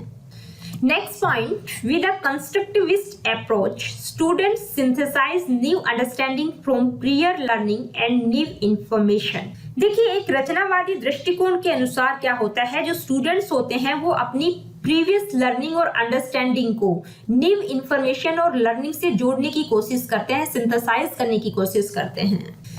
देखिए, कंस्ट्रक्टिविज्म यानी कि रचनावाद की अगर हम हिस्ट्री की बात करें तो कंस्ट्रक्टिविज्म से पहले एजुकेशन वर्ल्ड में बिहेवियरिज्म पर बहुत ज्यादा फोकस किया जा रहा था, यानी कि व्यवहारवाद पर बहुत ज्यादा फोकस किया जा रहा था। और ये जो कंस्ट्रक्टिविस्ट टर्म है, इसको क्वाइंड किया था, यानी कि इसको ढूंढा था जिम बटिस्टा, एक साइकोलॉजिस्ट है, उन्होंने इस टर्म को ढूंढा था। और 19th सेंचुरी के मध्य यानी कि लगभग 1930-40 के आसपास यूएसए के जो पब्लिक एजुकेटर्स थे उनके बीच में जो है कंस्ट्रक्टिविज्म एक लीडिंग पर्सपेक्टिव के रूप में देखा जा रहा था। उस समय जो है ये अपने लीडिंग रोल में थी, कंस्ट्रक्टिविज्म पर बहुत ज्यादा फोकस किया जा रहा था। अब अगर हम बात करें कि कंस्ट्रक्टिविज्म जो टर्म है, क्या वो एक नया आइडिया है या पहले से ही था, तो हो सकता है कि सुकरात के टाइम में भी वो टर्म थी, कंस्ट्रक्टिविज्म पर बात हुई है, रचनावाद शब्द को देखा गया है उस टाइम भी। लेकिन जो ये थ्योरी है कंस्ट्रक्टिविज्म, ये हाईलाइट हुई थी पियाजे की कॉग्निटिविज्म थ्योरी के बाद, यानी कि पियाजे की जो इंटेलेक्चुअल ग्रोथ थ्योरी है उसके डेवलपमेंट के बाद ही ये हाईलाइट हुई थी। आइए अब हम देखते हैं कौन कौन से थ्योरिस्ट हैं जिन्होंने कंस्ट्रक्टिविज्म पर फोकस किया है। तो सबसे पहले जेरोम ब्रूनर, उन्होंने कहा है कि जो लर्नर होता है वो अपनी पास्ट नॉलेज को करंट नॉलेज से जोड़ता है, उसके द्वारा नए नए आइडियाज को सीखता है। लर्निंग एक ऐसा एक्टिव प्रोसेस होता है, यानी कि अपनी प्रीवियस नॉलेज को न्यू नॉलेज से जोड़ने की कोशिश करता है। ले वाइगोत्स्की, जिन्होंने लर्निंग की सोशल एस्पेक्ट को इंट्रोड्यूस करवाया, साथ ही जोन ऑफ प्रॉक्सिमल लर्निंग पर उन्होंने बहुत ज्यादा फोकस किया है। इसको हम डिटेल में भी डिस्कस करेंगे जब हम वाइगोत्स्की थ्योरी करेंगे, तब मैं इसको आपको जोन ऑफ प्रॉक्सिमल लर्निंग क्या होती है इसको डिटेल में मैं समझाऊंगी। इसमें क्या होता है कि स्टूडेंट्स का जो एक्चुअल लेवल होता है डेवलपमेंट का, उसके अलावा उसका जो पोटेंशियल डेवलपमेंट का लेवल होता है उसके द्वारा वो किस तरह से प्रॉब्लम्स को सोल्व करता है, इस चीज पर फोकस किया गया है। देखिए, कहीं ना कहीं जीन पियाजे का रोल भी आता है कंस्ट्रक्टिविज्म में, हालांकि इनका अहम रोल रहा है कॉग्निटिविज्म में, लेकिन थोड़ा बहुत कहीं ना कहीं इनका नाम जो है कंस्ट्रक्टिविज्म में भी आता है। इसके अलावा जॉन डेवी का भी नाम आता है कंस्ट्रक्टिविज्म में। तो ये कुछ मेन थ्योरिस्ट हैं जिन्होंने कंस्ट्रक्टिविज्म में अपना अहम रोल अदा किया है, जेरोम ब्रूनर, ले वाइगोत्स्की, जीन पियाजे और जॉन डेवी। आइए अब हम देखते हैं कुछ एग्जाम्पल्स कंस्ट्रक्टिविज्म से रिलेटेड, यानी कि रचनावाद से रिलेटेड कुछ एग्जाम्पल्स। तो इसमें जो है केस स्टडी, यानी कि केस स्टडी में व्यक्ति अपनी जो है पूरा केस स्टडी को खुद कंस्ट्रक्ट करता है। कोई भी रिसर्च प्रोजेक्ट हो गया, problem based learning, brainstorming, group work, discovery learning, simulation. तो इनमें क्या होता है, ये इस तरह के एग्जाम्पल्स हैं जिसमें व्यक्ति अपनी नॉलेज को खुद कंस्ट्रक्ट करता है। आइए अब हम डिस्कस करते हैं phases of learning in constructivism, यानी कि कंस्ट्रक्टिविज्म में लर्निंग की फेजेस क्या क्या होती हैं। तो फेजेस को 5 E's के द्वारा डिस्क्राइब किया गया है। कौन कौन सी है? इंगेज, एक्सप्लोर, एक्सप्लेन, एलाबरेट और इवैल्यूएट। तो फर्स्ट स्टेज जो होती है इंगेज, उसमें क्या होता है, इस स्टेज का मुख्य उद्देश्य होता है कि छात्र को इंगेज रखा जाता है ताकि वो अपने लेसन में रुचि ले और उसको व्यक्तिगत रूप से उस लेसन को समझे, सीखे। नेक्स्ट फेज होती है एक्सप्लोर। देखिए, इस स्टेज में क्या होता है, छात्र को इस तरह से विषय में शामिल किया जाता है ताकि वो अपनी समझ को और ज्यादा विकसित कर सके, अपनी नॉलेज को बढ़ा सके। नेक्स्ट है एक्सप्लेन। इसमें जो है छात्र को मौका दिया जाता है कि उसके पास जो भी नॉलेज है उसको वो अच्छे से कम्युनिकेट कर सके, संप्रेषित कर सके, उसको अवसर प्रदान किया जाता है कि वो उसको एक्सप्लेन कर सके। नेक्स्ट है एलोबरेट। देखिए, एलोबरेट का मतलब होता है और विस्तृत करना, मतलब उसको मौका दिया जाता है, बच्चे को या लर्नर को मौका दिया जाता है ताकि वो अपने ज्ञान को और ज्यादा एलोबरेट कर सके और ज्यादा विस्तृत रूप में उसको खुलकर वो उस चीज पर बोल सके। नेक्स्ट है इवैल्यूएट। देखिए, लास्ट में इवैल्यूएशन किया जाता है कि बच्चे ने कितना सीखा है, कितना सीखना या समझना हुआ है, उसका इवैल्यूएशन किया जाता है। आइए अब हम देखते हैं कौन कौन सी थ्योरीज आती हैं कंस्ट्रक्टिविज्म में। तो स्पेरियल करिकुलम और डिस्कवरी लर्निंग की जो थ्योरी है वो दी गई है जेरोम ब्रूनर के द्वारा। इसके अलावा सोशल लर्निंग थ्योरी और जोन ऑफ प्रॉक्सिमल डेवलपमेंट का जो कॉन्सेप्ट है वो दिया गया है लेव वाइगोत्स्की के द्वारा। आइए अब हम देखेंगे प्रोज एंड कॉन्स या एडवांटेजेस और डिसएडवांटेजेस क्या क्या होते हैं कंस्ट्रक्टिविज्म के। तो सबसे पहले हम एडवांटेजेस को डिस्कस करेंगे कि इसकी एडवांटेजेस क्या क्या होती हैं। First point, free flowing. देखिए बच्चा जो है खुलकर सीखता है, किसी प्रकार का कोई बंधन नहीं होता। मोस्ट मेमोरेबल लर्निंग एक्सपीरियंसेस होते हैं, यानी कि जो भी लर्निंग एक्सपीरियंसेस होते हैं बहुत ही मेमोरेबल होते हैं, याद रहते हैं। Comes from students on personal experiences and situations. देखिए जो भी एक्सपीरियंसेस होते हैं वो उसके खुद के पर्सनल होते हैं, उनकी सिचुएशंस के अकॉर्डिंग होते हैं। Provide scaffolding. देखिए स्कैफोल्डिंग का मतलब होता है मचान प्रदान करना, बेस तैयार करना, तो एक तरह से मचान का काम करती है, यानी कि मचान प्रदान करती है। ग्रुप इन्वॉल्वमेंट होता है। Allow students to draw their own personal conclusions and opinions. Students को छूट होती है कि वो अपने पर्सनल ओपिनियन और कंक्लूजन्स ड्रॉ कर सकते हैं, दे सकते हैं। Allow students to create their own knowledge. Students को परमिशन होती है कि वो अपनी नॉलेज को क्रिएट कर सकते हैं। Students interact with each other. हर एक के साथ इंटरेक्ट हो सकता है, टीचर अपने साथी लोगों के साथ वो इंटरेक्ट हो सकता है, किसी प्रकार का कोई बंधन नहीं होता। Student are always moving and active, not just sitting at a desk all time. देखिए इसमें स्टूडेंट्स बहुत ही एक्टिव रहते हैं क्योंकि वो खुद अपनी चीज को कंस्ट्रक्ट करते हैं, तो उनका इन्वॉल्वमेंट बहुत ज्यादा होता है, वो पैसिव नहीं होते जैसे कि बिहेवियरिज्म में होता है। तो दोस्तों ये थी कुछ एडवांटेजेस। अब हम डिस्कस करेंगे डिसएडवांटेजेस क्या क्या होती हैं कंस्ट्रक्टिविज्म की। First point, hard to relate to new subject if there is no prior knowledge. देखिए अगर कोई प्रीवियस नॉलेज नहीं है बच्चे को तो उसको नए सब्जेक्ट से जुड़ने में बड़ी कठिनाई होती है, यानी कि पूर्व ज्ञान अगर किसी सब्जेक्ट का नहीं है तो वो नए सब्जेक्ट से जुड़ना बहुत मुश्किल होता है उस बच्चे के लिए। Some students may not have the ability to work well with other students or in groups। देखिए कुछ बच्चे ऐसे होते हैं इंट्रोवर्ट टाइप के, यानी कि अंतर्मुखी होते हैं, वो ग्रुप में काम करना पसंद नहीं करते, उनमें वो एबिलिटी नहीं होती है कि वो ग्रुप में काम कर सकें। Next point, teacher may have difficulty keeping control of the behavior and noise level of the classroom। क्योंकि फ्री फ्लोइंग लर्निंग होती है, बच्चा अपने तरीके से कंस्ट्रक्ट करता है, तो नेचुरल है कि क्लास में शोर शराबा बहुत ज्यादा हो सकता है, तो टीचर को डिफिकल्टी हो सकती है क्लास को कंट्रोल करने में, बच्चों की बिहेवियर को कंट्रोल करने में। तो दोस्तों ये थी कुछ डिसएडवांटेजेस कंस्ट्रक्टिविज्म की। अब हमने तीनों ही थ्योरीज को डिटेल में डिस्कस किया है वन बाय वन। अब हम तीनों ही थ्योरीज को कंक्लूड करते हैं, यानी कि बिहेवियरिज्म, कॉग्निटिविज्म और कंस्ट्रक्टिविज्म को कंक्लूड करके हम क्या कह सकते हैं कि बिहेवियरिज्म कहता है कि हमारा जो व्यवहार है या हमारे व्यवहार में चेंजेज आता है वो स्टिमुलस और रिस्पॉन्स के एसोसिएशन के द्वारा आता है, यानी कि इन्होंने बाहरी व्यवहार पर, ऑब्जर्वेबल बिहेवियर पर फोकस किया है। कॉग्निटिविज्म कहता है, यानी कि कॉग्निटिविज्म की जो थ्योरी है वो ये कहती है कि जो लर्निंग होती है वो इंटरनल मेंटल प्रोसेस पर डिपेंड करती है, और कंस्ट्रक्टिविज्म जो थ्योरी है वो कहती है कि हमारी जो नॉलेज है वो हमारे इंडिविजुअल एक्सपीरियंसेस के द्वारा आती है, उसके द्वारा हम अपनी नई नॉलेज को कंस्ट्रक्ट करते हैं।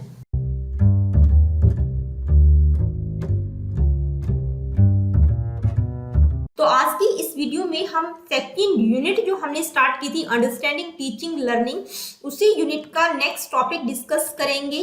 हमारा जो आज का टॉपिक है वो है कंस्ट्रक्टिविज्म। देखिए आपके सिलेबस में सेकंड यूनिट में 3 पर्सपेक्टिव्स की बात की गई है, कौन कौन से, बिहेवियरिज्म, कॉग्निटिविज्म और कंस्ट्रक्टिविज्म। ठीक है, ये तीनों पर्सपेक्टिव जो है इन पर एक डिटेल वीडियो मैंने बनाया है, एक बेस वीडियो इसके लिए आप कह सकते हैं, यानी कि बिहेवियरिज्म, कॉग्निटिविज्म और कंस्ट्रक्टिविज्म पर एक बहुत ही डिटेल वीडियो मैंने बनाया है। उसको आप यहाँ ऊपर आई बटन पर क्लिक करके देख सकते हैं। जब तक आप उस वीडियो को नहीं देखेंगे तो अलग अलग पर्सपेक्टिव्स जो हमने डिस्कस किए हैं, बिहेवियरिज्म और कॉग्निटिविज्म हम कर चुके हैं, किसके स्पेशल रेफरेंस में इम्प्लीकेशन की बात की गई है, role of teacher, role of learner, nature of teacher student relationship, choice of teaching methods, classroom environment, understanding power, discipline etcetera. इन सभी के स्पेशल रेफरेंस में इम्प्लीकेशन की बात की गई है। तो बिहेवियरिज्म और कॉग्निटिविज्म को हम बिल्कुल टू द पॉइंट कर चुके हैं। तो आज की इस वीडियो में हम बात करेंगे कंस्ट्रक्टिविज्म की। तो देखिए यहाँ पर मैं आप लोगों को दोबारा से क्लियर कर दूं कि कंस्ट्रक्टिविज्म, बिहेवियरिज्म और कॉग्निटिविज्म पर जो बेस वीडियो मैंने बनाया है, जो डिटेल वीडियो मैंने बनाया है, उसमें मैंने बिल्कुल डिटेल में एक्सप्लेन किया है बिहेवियरिज्म, कॉग्निटिविज्म और कंस्ट्रक्टिविज्म को। जब तक वो आप नहीं देखेंगे तो आज की इस वीडियो में जो कंस्ट्रक्टिविज्म का इम्प्लीकेशन देखेंगे हम, वो आप लोगों को क्लियर नहीं होगा। तो पहले आप उस वीडियो को देखने के बाद ही ये जो आज का वीडियो है इसको देखिएगा। तो आज की इस वीडियो में हम सिर्फ और सिर्फ कंस्ट्रक्टिविज्म का जो इम्प्लीकेशन पूछा गया है किसके स्पेशल रेफरेंस में, यहाँ पर मैं अभी आप लोगों को बताऊंगी किसके स्पेशल रेफरेंस में इम्प्लीकेशन की बात की गई है। Role of teacher, learner, nature of teacher student relationship, choice of teaching methods, classroom environment and understanding of discipline and power, इन सभी के स्पेशल रेफरेंस में इम्प्लीकेशन की बात की गई है। तो इन सभी का जो टीचर का क्या रोल रहेगा, लर्नर का क्या रहेगा, टीचिंग मेथड किस तरह के रहेंगे, तो ये सारे जो पॉइंट्स हैं हम टू द पॉइंट डिस्कस करेंगे, ठीक है। लेकिन पहले आप उस बेस वीडियो को देखिए। तो कंस्ट्रक्टिविज्म क्या है? कंस्ट्रक्टिविज्म लर्निंग का एक थ्योरेटिकल पर्सपेक्टिव है जिसमें लर्नर का जो रोल होता है वो बहुत ज्यादा एक्टिव होता है। जो लर्नर होता है वो अपनी नॉलेज और अंडरस्टैंडिंग को खुद कंस्ट्रक्ट करता है, ठीक है। तो आज की इस वीडियो में हम कंस्ट्रक्टिविज्म का इम्प्लीकेशन देखेंगे। तो सबसे पहले हम बात करेंगे रोल ऑफ टीचर की, ठीक है। रोल क्या रहेगा टीचर का कंस्ट्रक्टिविज्म में? तो कंस्ट्रक्टिविज्म में जो टीचर का रोल रहेगा वो एक फैसिलिटेटर का रहेगा, जो कि स्टूडेंट्स या लर्नर्स को गाइड और सपोर्ट करेगा टू कंस्ट्रक्ट देयर नॉलेज, ताकि वो अपनी नॉलेज को खुद कंस्ट्रक्ट कर सके। इस तरह से जो टीचर होगा वो लर्नर्स को गाइड करेगा, ठीक है। साथ ही टीचर क्या करेगा? अपॉर्चुनिटीज प्रदान करेगा लर्नर को, ताकि वो अपने आप को एक्सप्लोर कर सके, डिस्कवर कर सके, और साथ ही इंक्रेज करेगा वो अपने आप से क्वेश्चन पूछे, आंसर्स को ढूंढे, और उन क्वेश्चंस के आंसर्स में जो भी किसी भी तरह का कनेक्शन है, यानी कि आपस में किस तरह का रिलेशनशिप है, हर चीज को एक्सप्लोर करने की कोशिश करे। इस तरह से जो एक टीचर होगा वो स्टूडेंट्स की हेल्प करेगा, ठीक है। टीचर और क्या हेल्प करेगा लर्नर्स की? To reflect on their learning and develop meta cognitive skills, यानी कि वो अपनी लर्निंग पर रिफ्लेक्शन डाले, यानी कि खुद उसका चिंतन करे, और साथ ही उनकी जो मेटा कॉग्निटिव स्किल्स है उनका डेवलपमेंट करने में भी एक लर्नर की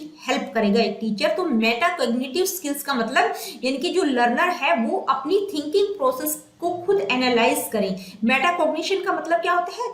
थिंकिंग अबाउट योर थिंकिंग, यानी कि अपनी थिंकिंग को खुद अंडरस्टैंड करना, उसको एनालाइज करना, उसको के बारे में विचार करना, यानी कि उसका जो थॉट प्रोसेस है वो किस तरह का है उसके बारे में थिंकिंग करना। तो मेटा कॉग्निटिव स्किल्स का डेवलपमेंट करने में भी एक टीचर बच्चों की हेल्प करेगा। तो कंस्ट्रक्टिविज्म में टीचर का रोल एक फैसिलिटेटर का होता है। अब हम बात करेंगे रोल ऑफ लर्नर, यानी कि लर्नर का क्या रोल रहेगा कंस्ट्रक्टिविज्म में। तो देखिए कंस्ट्रक्टिविज्म में लर्नर का जो रोल होगा वो एक एक्टिव पार्टिसिपेंट का रहेगा। पूरे लर्निंग प्रोसेस में वो बहुत ज्यादा एक्टिव रहेगा, और जो लर्नर होगा वो अपनी नॉलेज को खुद कंस्ट्रक्ट करेगा, अपनी नॉलेज और अंडरस्टैंडिंग को वो खुद कंस्ट्रक्ट करेगा। किसके द्वारा? एक्सपीरियंसेस, इंटरेक्शन और रिफ्लेक्शन के द्वारा। और साथ ही जो लर्नर है उसको मोटिवेट रहने की भी आवश्यकता है, ताकि पूरे लर्निंग प्रोसेस में उसका एक्टिव रोल रह सके। इसके अलावा जो लर्नर है उसको इंकरेज किया जाएगा, ताकि वो क्वेश्चंस को पूछे, अपनी नॉलेज को एक्सप्लोर करे, डिस्कवर करे, सीक आंसर्स, यानी कि आंसर्स को ढूंढे, और साथ ही उसके जो आइडियाज और पर्सपेक्टिव हैं उनको भी वो शेयर करे। तो कंस्ट्रक्टिविज्म जो है टोटली लर्नर सेंटर्ड होता है, यानी कि इसमें जो लर्नर होता है उसका अहम रोल रहता है। अब हम बात करेंगे nature of teacher student relationship, यानी कि टीचर और स्टूडेंट के रिलेशनशिप किस तरह के रहेंगे। कंस्ट्रक्टिविज्म में टीचर स्टूडेंट रिलेशनशिप की अगर हम बात करें तो वही कॉग्निटिविज्म की तरह है, कोलैबोरेशन और म्यूचुअल रिस्पेक्ट के रहेंगे, यानी कि टीचर जो होगा वो बच्चों की सहायता करेगा, और जो बच्चे हैं वो टीचर की रिस्पेक्ट भी करेंगे। तो जो रिलेशनशिप होगा दोनों के बीच वो किस तरह का होगा? कोलैबोरेशन और म्यूचुअल रिस्पेक्ट का। टीचर जो है एक फैसिलिटेटर होगा, जो गाइडेंस और सपोर्ट प्रोवाइड करेगा बच्चों को, ताकि वो अपनी नॉलेज को खुद कंस्ट्रक्ट कर सके। और जो बच्चे होंगे उनका एक्टिव रोल रहेगा लर्निंग में, यानी कि उनका अहम रोल रहेगा, ताकि वो अपनी नॉलेज को खुद कंस्ट्रक्ट कर सकें, ठीक है। तो उनका एक्टिव रोल रहेगा। टीचर और लर्नर दोनों मिलकर नॉलेज और अंडरस्टैंडिंग को कंस्ट्रक्ट करेंगे, यानी कि टीचर भी उनके साथ मिलकर उनकी हेल्प करेगा। साथ ही जो टीचर होगा वो फीडबैक और गाइडेंस प्रोवाइड करेगा लर्नर्स को, ताकि वो अपनी अंडरस्टैंडिंग, अपनी नॉलेज को रिफाइन कर सके। तो कंस्ट्रक्टिविज्म में टीचर और स्टूडेंट का जो रिलेशनशिप रहेगा वो कोलैबोरेशन और म्यूचुअल रिस्पेक्ट का रहेगा। अब हम बात करेंगे चॉइस ऑफ टीचिंग मेथड्स की, यानी कि टीचिंग मेथड की चॉइस क्या रहेगी। तो देखिए कंस्ट्रक्टिविज्म सजेस्ट करता है कि जो टीचिंग टीचिंग मेथड होंगे वो लर्नर सेंटर्ड होनी चाहिए, क्योंकि जो कंस्ट्रक्टिविज्म है वो क्या कहता है कि लर्नर का अहम रोल रहता है टीचिंग लर्निंग प्रोसेस में, यानी कि जो भी चीजें होंगी वो लर्नर सेंटर्ड होनी चाहिए। तो टीचिंग मेथड्स किस तरह के होनी चाहिए, लर्नर को ध्यान में रखकर टीचिंग मेथड्स का प्रयोग एक टीचर के द्वारा किया जाना चाहिए। तो वो इस तरह की होनी चाहिए जो बच्चों को अपॉर्चुनिटीज प्रदान करे ताकि वो अपनी नॉलेज और अंडरस्टैंडिंग को खुद कंस्ट्रक्ट कर सके। इस तरह की टीचिंग मेथड यूज किए जाने चाहिए। तो एक टीचर क्या करेगा, वैरायटी ऑफ टीचिंग मेथड्स का यूज करेगा, यानी कि डाइवर्स लर्निंग स्टाइल्स का वो यूज करेगा। तो इनमें कौन कौन से मेथड हो सकते हैं, प्रॉब्लम बेस्ड लर्निंग मेथड हो सकता है जो कि लर्नर को ध्यान में रखा जाता है जिसमें, ठीक है, यानी कि जो लर्नर होता है अपनी प्रॉब्लम को खुद सोल्व करता है। इंक्वायरी बेस्ड लर्निंग हो सकता है, प्रोजेक्ट बेस्ड लर्निंग या कोलैबोरेटिव लर्निंग। तो इन सभी टीचिंग मेथड्स का प्रयोग एक टीचर कर सकता है। नेक्स्ट है क्लासरूम इन्वायरमेंट। देखिए क्लासरूम इन्वायरमेंट की अगर हम बात करें तो कंस्ट्रक्टिविज्म के अकॉर्डिंग जो क्लास का इन्वायरमेंट होगा वो सेफ, सपोर्टिव और स्टिमुलेटिंग रहेगा। स्टिमुलेटिंग क्यों रहेगा, यानी कि बच्चों में जिज्ञासा पैदा करेगा। इस तरह से क्लास रूम को ऑर्गेनाइज किया जाएगा, यानी कि बच्चों में क्यूरियोसिटी रहेगी कुछ ना कुछ सीखने की। साथ ही जो लर्नर्स हैं उनको इस तरह से इंकरेज किया जाएगा ताकि वो कुछ एक्सप्लोर कर सके, डिस्कवर कर सके, और साथ ही उनके जो भी आइडियाज, जो भी पर्सपेक्टिव्स हैं उनको भी वो शेयर कर सकें। तो क्लासरूम को इस तरह से ऑर्गेनाइज किया जाएगा जो लर्निंग को फैसिलिटेट करेगा, यानी कि जहां पर बच्चे जो है सुगमता पूर्वक सीख सके, इस तरह का क्लासरूम ऑर्गेनाइज किया जाएगा। और साथ ही बच्चों को जो भी रिसोर्सेज और मटेरियल की आवश्यकता होगी वो भी उनको प्रोवाइड किया जाएगा ताकि किसी प्रकार की कोई भी प्रॉब्लम उनको ना रहे। तो ये था क्लासरूम इन्वायरमेंट। अब हम बात करेंगे पावर डिसिप्लिन की, यानी कि डिसिप्लिन और पावर की हम बात करें तो कंस्ट्रक्टिविज्म क्या सजेस्ट करता है। कंस्ट्रक्टिविज्म के अकॉर्डिंग जो डिसिप्लिन और पावर रहेगा उसको पॉजिटिव और कंस्ट्रक्टिव तरीके से यूज किया जाएगा, ठीक है। सबसे पहले हम बात करते हैं डिसिप्लिन की। तो देखिए कंट्रोल डिसिप्लिन यहाँ पर नहीं रहेगा बिहेवियरिज्म की तरह। यहाँ पर जो टीचर होगा वो बच्चों को इस तरह से गाइड करेगा ताकि वो खुद एप्रोप्रिएट बिहेवियर करें, साथ ही उनकी इस तरह से हेल्प करेगा कि उनमें जो है सेल्फ रेगुलेशन स्किल्स का डेवलपमेंट हो सके, ठीक है, ताकि वो अपने आप को खुद रेगुलेट करना सके। इस तरह की स्किल्स का डेवलपमेंट किया जाएगा बच्चों में, उन पर किसी प्रकार की कोई चीज थोपी नहीं जाएगी। पावर की अगर हम बात करें तो टीचर और लर्नर दोनों के बीच शेयर रहेगी, यानी कि टीचर क्या करेगा, टीचर का रोल एक फैसिलिटेटर का रहेगा और लर्नर का रोल एक्टिव रहेगा, यानी कि लर्नर जो है अपनी नॉलेज को खुद कंस्ट्रक्ट करेगा। तो जो लर्नर है उसका अहम रोल रहेगा, टीचर उसकी हेल्प करेगा जहां पर उसको आवश्यकता होगी, और टीचर साथ ही इंकरेज करेगा लर्नर्स को ताकि वो अपनी लर्निंग पर खुद रिफ्लेक्शन डाले और अपनी लर्निंग की रिस्पॉन्सिबिलिटी भी ले। क्यों ले, क्योंकि वो अपनी नॉलेज को खुद कंस्ट्रक्ट कर रहे हैं, तो जो भी वो कंस्ट्रक्ट कर रहे हैं उसकी खुद की रिस्पॉन्सिबिलिटी होनी चाहिए लर्नर की। तो ये था कंस्ट्रक्टिविज्म का इम्प्लीकेशन क्या रहेगा, किसके स्पेशल रेफरेंस में बात की गई थी, टीचर के संदर्भ में, लर्नर के संदर्भ में, टीचिंग मेथड के संदर्भ में, या क्लासरूम इन्वायरमेंट, पावर डिसिप्लिन, इन सभी के स्पेशल रेफरेंस में हमने इम्प्लीकेशन देखा कंस्ट्रक्टिविज्म का। लेकिन यहाँ पर मैं आप लोगों को क्लियर कर दूं कि आप लोगों के पेपर में जो क्वेश्चंस पूछे जाते हैं वो कॉन्सेप्ट बेस्ड होते हैं, बिल्कुल डिटेल में पूछे जाते हैं। तो कंस्ट्रक्टिविज्म का सिर्फ इम्प्लीकेशन ही नहीं पूछा जाएगा, कंस्ट्रक्टिविज्म के अंतर्गत जो जो थ्योरीज आएंगी क्वेश्चन उनसे रिलेटेड भी आपको देखने को मिल जाएंगे, तो उन थ्योरीज को भी आप कीजिएगा। और जो कौन कौन सी थ्योरीज कंस्ट्रक्टिविज्म में आएंगी ये मैंने आप लोगों को बिहेवियरिज्म, कॉग्निटिविज्म और कंस्ट्रक्टिविज्म पर जो वीडियो मैंने बनाया हुआ है उसमें बिल्कुल डिटेल में आप लोगों को बताया हुआ है कि कौन कौन सी थ्योरीज आएंगी, कौन कौन से थ्योरिस्ट आएंगी, तो वो आप वहां पर देख सकते हैं, वहां पर चेकआउट कर सकते हैं। अब हम कंस्ट्रक्टिविज्म से रिलेटेड कुछ इंपॉर्टेंट एमसीक्यूज को भी डिस्कस करेंगे ताकि कॉन्सेप्ट की क्लैरिटी आप लोगों को अच्छे से हो जाए, ठीक है। Late me see what is the first question. Which of the subsequent is not the fundamental feature of the constructivist model of classroom teaching? यानी कि निम्नलिखित में से कौन सी कक्षा शिक्षण की रचनावादी मॉडल की मूलभूत विशेषता नहीं है। यानी कि यहाँ पर आप लोगों को 4 ऑप्शन दिए गए हैं जिसमें से 3 जो करैक्टरिस्टिक्स हैं वो कंस्ट्रक्टिविज्म की हैं, बाकी एक नहीं है, वो गलत वाली आपको बतानी है। रिफ्लेक्शन, कोलैबोरेशन और कंस्ट्रक्शन इवैल्यूएशन। तो देखिए यहाँ पर रिफ्लेक्शन, कोलैबोरेशन और कंस्ट्रक्शन ये तीनों ही करैक्टरिस्टिक्स अभी हमने कंस्ट्रक्टिविज्म को डिस्कस किया है, तो ये तीनों ही पॉइंट आपको कहीं ना कहीं देखने को मिले हैं। रिफ्लेक्शन की हम बात करते हैं, कोलैबोरेशन की बात हमने की है, कंस्ट्रक्ट का तो अहम रोल है कंस्ट्रक्शन का, तो ठीक है। तो ये तीनों ही करैक्टरिस्टिक्स बिल्कुल सही हैं। आपका ऑप्शन क्या होगा, इवैल्यूएशन। इवैल्यूएशन की बात हम कंस्ट्रक्टिविज्म में नहीं करते, ठीक है। Next question, Students learn meaningfully and effectively when teacher uses approach for teaching learning। यानी कि जब शिक्षक शिक्षण अधिगम के लिए कौन से उपागम का प्रयोग करता है जहां विद्यार्थी जो है अर्थपूर्ण और प्रभावी ढंग से सीखते हैं। बिहेवियरिस्टिक, कंस्ट्रक्टिव, डिकंटेक्चुअलाइज या मैकेनिकल। तो कौन सा अप्रोच होता है जो कि बहुत ही इफेक्टिव और मीनिंगफुल होता है। तो देखिए बिहेवियरिस्टिक में तो जो लर्नर का रोल रहता है वो क्या होता है, वो पैसिव होता है। मैकेनिकल एक यांत्रिक प्रोसेस हम इसको कह सकते हैं, ठीक है।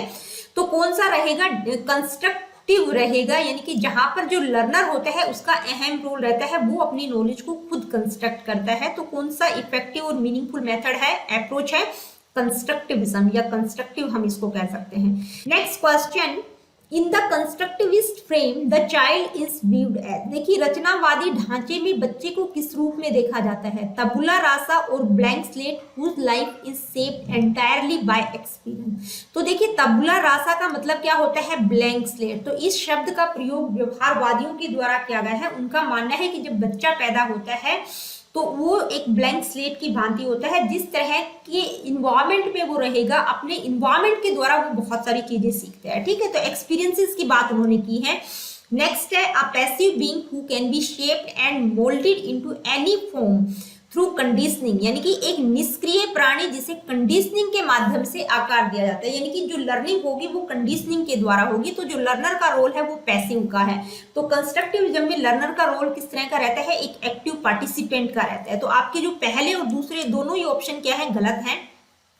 A problem solver and a scientific investigator, ये बिल्कुल सही है, क्योंकि जो कंस्ट्रक्टिविज्म अप्रोच है उसमें एक लर्नर का जो रोल रहेगा, यानी कि एक बच्चे को किस रूप में देखा जाता है, एक प्रॉब्लम सॉल्वर और एक साइंटिफिक इन्वेस्टिगेटर के रूप में उसको देखा जाता है। तो आपका ऑप्शन नंबर 3 करेक्ट होगा।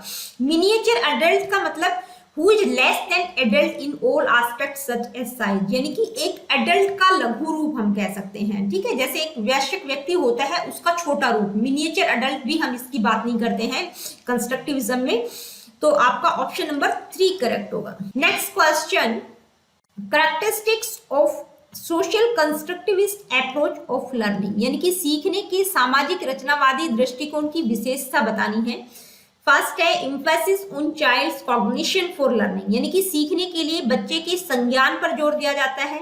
नेक्स्ट है emphasis on processing of information for learning, यानी कि इंफॉर्मेशन प्रोसेस पर ज्यादा फोकस किया जाता है। या emphasis on collaboration with others for learning, यानी कि सीखने में कोलैबोरेशन का अहम रोल रहता है। नेक्स्ट है emphasis on experiences for learning, या एक्सपीरियंसेस पर ज्यादा फोकस किया जाता है। तो देखिए सोशल कंस्ट्रक्टिविस्ट की बात की गई है, तो इसमें किस चीज पर फोकस किया जाता है, कोलैबोरेशन, ठीक है। Emphasis on collaboration with others for learning, यानी कि दूसरों सीखने के लिए दूसरों के साथ सहयोग पर ज्यादा फोकस किया जाता है। Late me see what is the next question. Mohan offers containers of different capacities to help students learn the concept of quantity। देखिए मोहन छात्रों को मात्रा की अवधारणा सीखने में मदद करने के लिए विभिन्न क्षमताओं के कंटेनर प्रदान करता है, ठीक है। यानी कि बच्चों में किसका कॉन्सेप्ट क्लियर करना चाहता है, क्वांटिटी का। इसके लिए वो क्या प्रदान करता है, अलग अलग टाइप के कंटेनर्स उनको प्रोवाइड करता है। Faraha asked the students to brainstorm the possibilities of making waste disposal a mechanical task so that people do not have to do these menial tasks। दूसरा कौन है, फरहा। फरहा क्या करता है, छात्रों से कचरे के निपटान को एक यांत्रिक कार्य बनाने की संभावनाओं पर विचार मंथन करने के लिए कहता है, ताकि लोगों को ये तुच्छ कार्य, यानी कि ये जो मीनियल टास्क है ये ना करना पड़े। Both the teachers in their class are appointing, यानी कि जो दोनों शिक्षक हैं अपनी कक्षा में नियुक्त कर रहे हैं, यानी कि किस चीज का वो प्रयोग कर रहे हैं, कौन से अप्रोच का वो प्रयोग कर रहे हैं, दोनों ही क्या कर रहे हैं, यानी कि दोनों ही नॉलेज को कंस्ट्रक्ट करने की कोशिश कर रहे हैं। तो बिहेवियर कंस्ट्रक्टिविज्म, डायरेक्ट इंस्ट्रक्शन या ऑपरेंट कंडीशनिंग। तो देखिए ऑपरेंट कंडीशनिंग, डायरेक्ट इंस्ट्रक्शन और बिहेवियरिज्म का प्रयोग यहाँ पर नहीं किया गया है। किसका किया गया है, कंस्ट्रक्टिविज्म का। यानी कि दोनों ही क्या कर रहे हैं, छात्रों में नॉलेज को कंस्ट्रक्ट, ताकि जो लर्नर्स हैं वो अपनी नॉलेज को खुद कंस्ट्रक्ट कर सके, इस तरह की अपॉर्चुनिटीज उनको प्रोवाइड कर। Next question, in a socio-constructivist classroom, which methods of assessment would be preferred। देखिए सोशियो-कंस्ट्रक्टिविस्ट यानी कि सामाजिक रचनावादी कक्षा में मूल्यांकन की किन विधियों को प्राथमिकता दी जाएगी। collaborative projects, objective questions having one word answers, standardized test based on mere recall.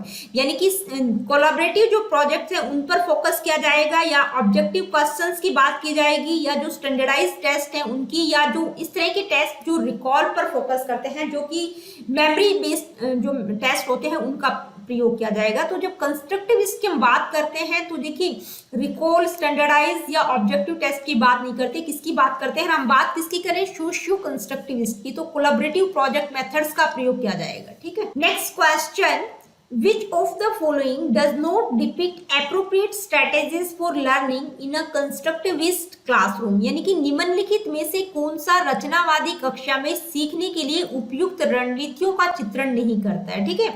यानी कि कौन सी एक एप्रोप्रिएट स्ट्रेटेजी नहीं है कंस्ट्रक्टिविस्ट क्लासरूम के लिए, यानी कि कौन सी स्ट्रेटेजी का हम कंस्ट्रक्टिविस्ट क्लासरूम में प्रयोग नहीं करेंगे। इनकरेजिंग मल्टीपल पर्सपेक्टिव्स, यानी कि कई दृष्टिकोणों को प्रोत्साहित करना, तो मल्टीपल पर्सपेक्टिव्स की बात हम कंस्ट्रक्टिविस्ट में करते हैं। ग्रुप कोलैबोरेशन की बात भी हम करते हैं। ड्रिल एंड रिकॉल, इसकी बात हम नहीं करते। ड्रिल और रिकॉल की बात हम बिहेवियरिज्म में करते हैं, यानी कि ड्रिल और रिकॉल बार बार अभ्यास और प्रैक्टिस की बात किसमें करते हैं, बिहेवियरिज्म में। तो किसका प्रयोग हम नहीं करेंगे, कौन सी strategy, third, drill and recall. Experimentation भी हम करते हैं कंस्ट्रक्टिविस्ट में, यानी कि बच्चा जो है करके सीखता है, एक्सपेरिमेंट करके सीखता है। Next question, which of the following scenario exemplifies constructivist pedagogy? निम्नलिखित में से कौन सा परिदृश्य रचनावादी शिक्षा शास्त्र का उदाहरण है। Students listen to the teachers and take notes on the content covered, यानी कि स्टूडेंट क्या करते हैं, टीचर को सुनते हैं और जो भी जो कंटेंट होता है उस पर अपने नोट्स को प्रिपेयर कर लेते हैं। तो ये बिल्कुल गलत है, यानी कि स्टूडेंट का जो रोल होता है वो पैसिव नहीं रहता। Students repeat aloud long passage to memorize them, तो रेपिटेशन और मेमोराइज की बात भी हम नहीं करते हैं, आपका सेकंड ऑप्शन भी गलत है। Students learn the material in their text books and take test covering the content at the end of the year, यानी कि जो स्टूडेंट होते हैं वो टेक्स्ट बुक से अपना मटेरियल कवर करते हैं और साल के अंत में एक परीक्षा देते हैं। तो ऐसा भी बिल्कुल नहीं होता कंस्ट्रक्टिविस्ट में। नेक्स्ट है, a teacher presents his students with a contemporary issue on which they discuss and debate, यानी कि एक शिक्षक अपने छात्रों को एक समसामयिक मुद्दा प्रस्तुत करता है जिस पर वे चर्चा और बहस करते हैं, जिस पर वो डिस्कस और डिबेट करते हैं, किस पर, एक कंटेम्पोररी इशू पर। तो ये बिल्कुल ठीक है, क्योंकि यहाँ पर क्या करेंगे, वो डिस्कस और डिबेट करने के लिए अपनी नॉलेज को खुद कंस्ट्रक्ट करेंगे। तो कौन सी कैरेक्टरिस्टिक होगी, आपका फोर्थ नंबर बिल्कुल सही होगा। Let me see what is the next question. Socio constructivist theorist consider the child as, यानी कि जो सामाजिक रचनावादी सिद्धांतकार हैं वो बच्चे को क्या मानते हैं, blank slate, passive recipient of knowledge, active being involved in creation of knowledge, miniature adult. तो ब्लैंक स्लेट की बात किसके द्वारा की गई है, बिहेवियरिज्म में हम बात करते हैं ब्लैंक स्लेट, यानी कि जो बिहेवियरिस्ट है वो कहते हैं कि जो बच्चा होता है वो जन्म के समय किस तरह से होता है, एक ब्लैंक स्लेट की भांति होता है। पैसिव रेसिपिएंट की बात भी हम बिहेवियरिज्म में करते हैं। Active beings involved in creation of knowledge, यानी कि ज्ञान के निर्माण में शामिल सक्रिय प्राणी। तो क्या रोल होता है कंस्ट्रक्टिविस्ट में, एक्टिव बीइंग होता है, यानी कि जो लर्नर होता है उसका अहम रोल होता है। मिनिएचर अडल्ट की बात भी हम नहीं करते हैं, ठीक है। Next question, Which of the following is promoted by constructivist approach for learning? यानी कि सीखने के लिए रचनावादी उपागम द्वारा निम्नलिखित में से किसे बढ़ावा दिया जाता है। Expository teaching, inquiry based learning, lecture method of teaching, rote memorization. देखिए lecture method, rote memorization, expository teaching, इनकी बात हम कंस्ट्रक्टिविस्ट अप्रोच में बिल्कुल नहीं करते। हम किसकी बात करेंगे, हमने कौन सा मेथड देखा था, इंक्वायरी बेस्ड लर्निंग, यानी कि जो लर्नर सेंटर्ड है। तो आपका ऑप्शन नंबर 2 करेक्ट। तो दोस्तों आज की वीडियो में इतना ही। अगली वीडियो में हम इसी सीरीज का नेक्स्ट टॉपिक डिस्कस करेंगे और हमारा नेक्स्ट टॉपिक होगा फैक्टर अफेक्टिंग लर्निंग, यानी कि आपकी जो सेकंड यूनिट है केवीएस पेडागोजी की, उसी का सेकंड टॉपिक हम स्टार्ट करेंगे। पहला जो टॉपिक है थ्योरेटिकल पर्सपेक्टिव्स ऑफ लर्निंग, जिसमें बिहेवियरिज्म, कॉग्निटिविज्म और कंस्ट्रक्टिविज्म का जो स्पेशल रेफरेंस में इंप्लीकेशन की बात की गई थी वो हमने बिल्कुल डिटेल में डिस्कस कर लिया है। तो मिलती हूँ आप लोगों से अपनी अगली वीडियो में। Really good, take care of yourself. देखिए अगर वीडियोस आप लोगों के लिए इंफॉर्मेटिव है, हेल्पफुल है, तो please like, share and do subscribe the education classes. ये बिल्कुल फ्री है। और साथ ही मैं आप लोगों को बता दूं कि अगर आप लोगों का कोई क्वेश्चन, क्वेरीज या फीडबैक आप मुझे देना चाहते हैं, do comment in the comment section.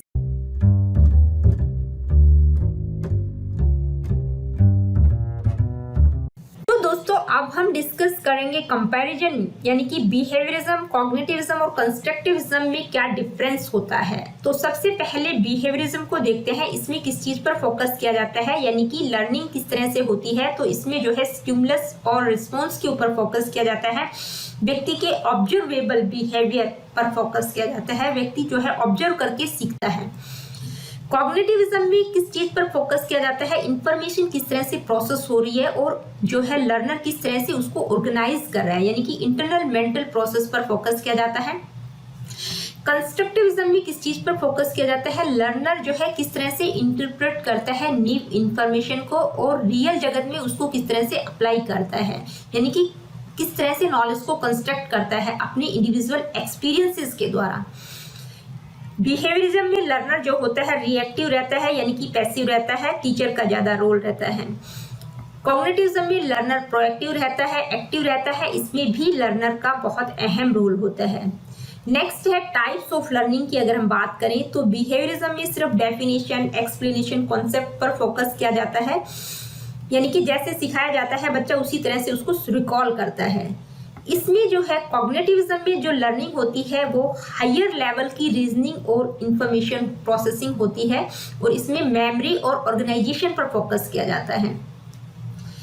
Next है कंस्ट्रक्टिविज्म में अगर हम लर्निंग की बात करें किस तरह की लर्निंग होती है तो हायर लेवल की प्रॉब्लम सॉल्विंग और क्रिटिकल एनालिसिस पर फोकस किया जाता है और जो भी एनालाइज किया जाता है उसको रियल वर्ल्ड से जोड़ने की कोशिश की जाती है। अब हम डिस्कस करेंगे मेथड्स, यानी कि बिहेवियरिज्म में जो मेथड्स होते हैं वो कौन कौन से होते हैं। तो इसमें lecture, drill, rote learning, multiple choice test आदि को यूज किया जाता है और ये इंस्ट्रक्टर बेस्ड होती है, यानी कि टीचर का ज्यादा रोल रहता है। कॉग्निटिविज्म भी इंस्ट्रक्टर बेस्ड होती है, यानी कि उसमें भी टीचर का ज्यादा रोल रहता है, लेकिन जो लर्नर होता है वो भी एक्टिव रहते हैं।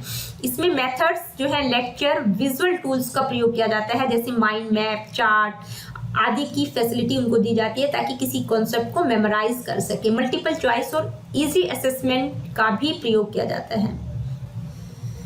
देखिए कंस्ट्रक्टिविज्म की अगर हम बात करें तो इसमें कौन कौन से मेथड्स यूज किए जाते हैं, डिस्कवरी और collaborative group work, scaffolding. Scaffolding क्या होता है, स्कैफोल्डिंग का मतलब होता है variety of instructional techniques used to move students progressively towards stronger understanding and greater independence in the learning process, यानी कि एक तरह से बच्चे के लिए मचान का काम करती है स्कैफोल्डिंग, यानी कि उसका बेस मजबूत हो सके इस तरह की टेक्निक्स उसको प्रोवाइड की जाती हैं। Self guided learning based on personal experiences, उसको अपने आप लर्निंग कर सके, अपने आप सीखे, इस तरह से उसको गाइड किया जाता है। और नेक्स्ट है पीर ग्रेडिंग, यानी कि साथी लोगों के द्वारा भी ग्रेड बच्चे को दिए जाते हैं और ये स्टूडेंट फोकस्ड होती है, यानी कि बच्चे का अहम रोल होता है, इसमें टीचर का रोल बहुत ज्यादा नहीं होता। तो दोस्तों आज की इस वीडियो में हमने लर्निंग की जो 3 प्राइमरी थ्योरीज हैं, बिहेवियरिज्म, कॉग्निटिविज्म और कंस्ट्रक्टिविज्म को डिस्कस किया। साथ ही हमने तीनों में कंपैरिजन भी किया, तीनों में क्या डिफरेंस होता है उसको भी हमने डिस्कस किया है। और मैं उम्मीद करती हूँ कि ये जो टॉपिक है आज की जो वीडियो में हमने डिस्कस किया है वो आप लोगों को बहुत अच्छे से क्लियर हो गया होगा।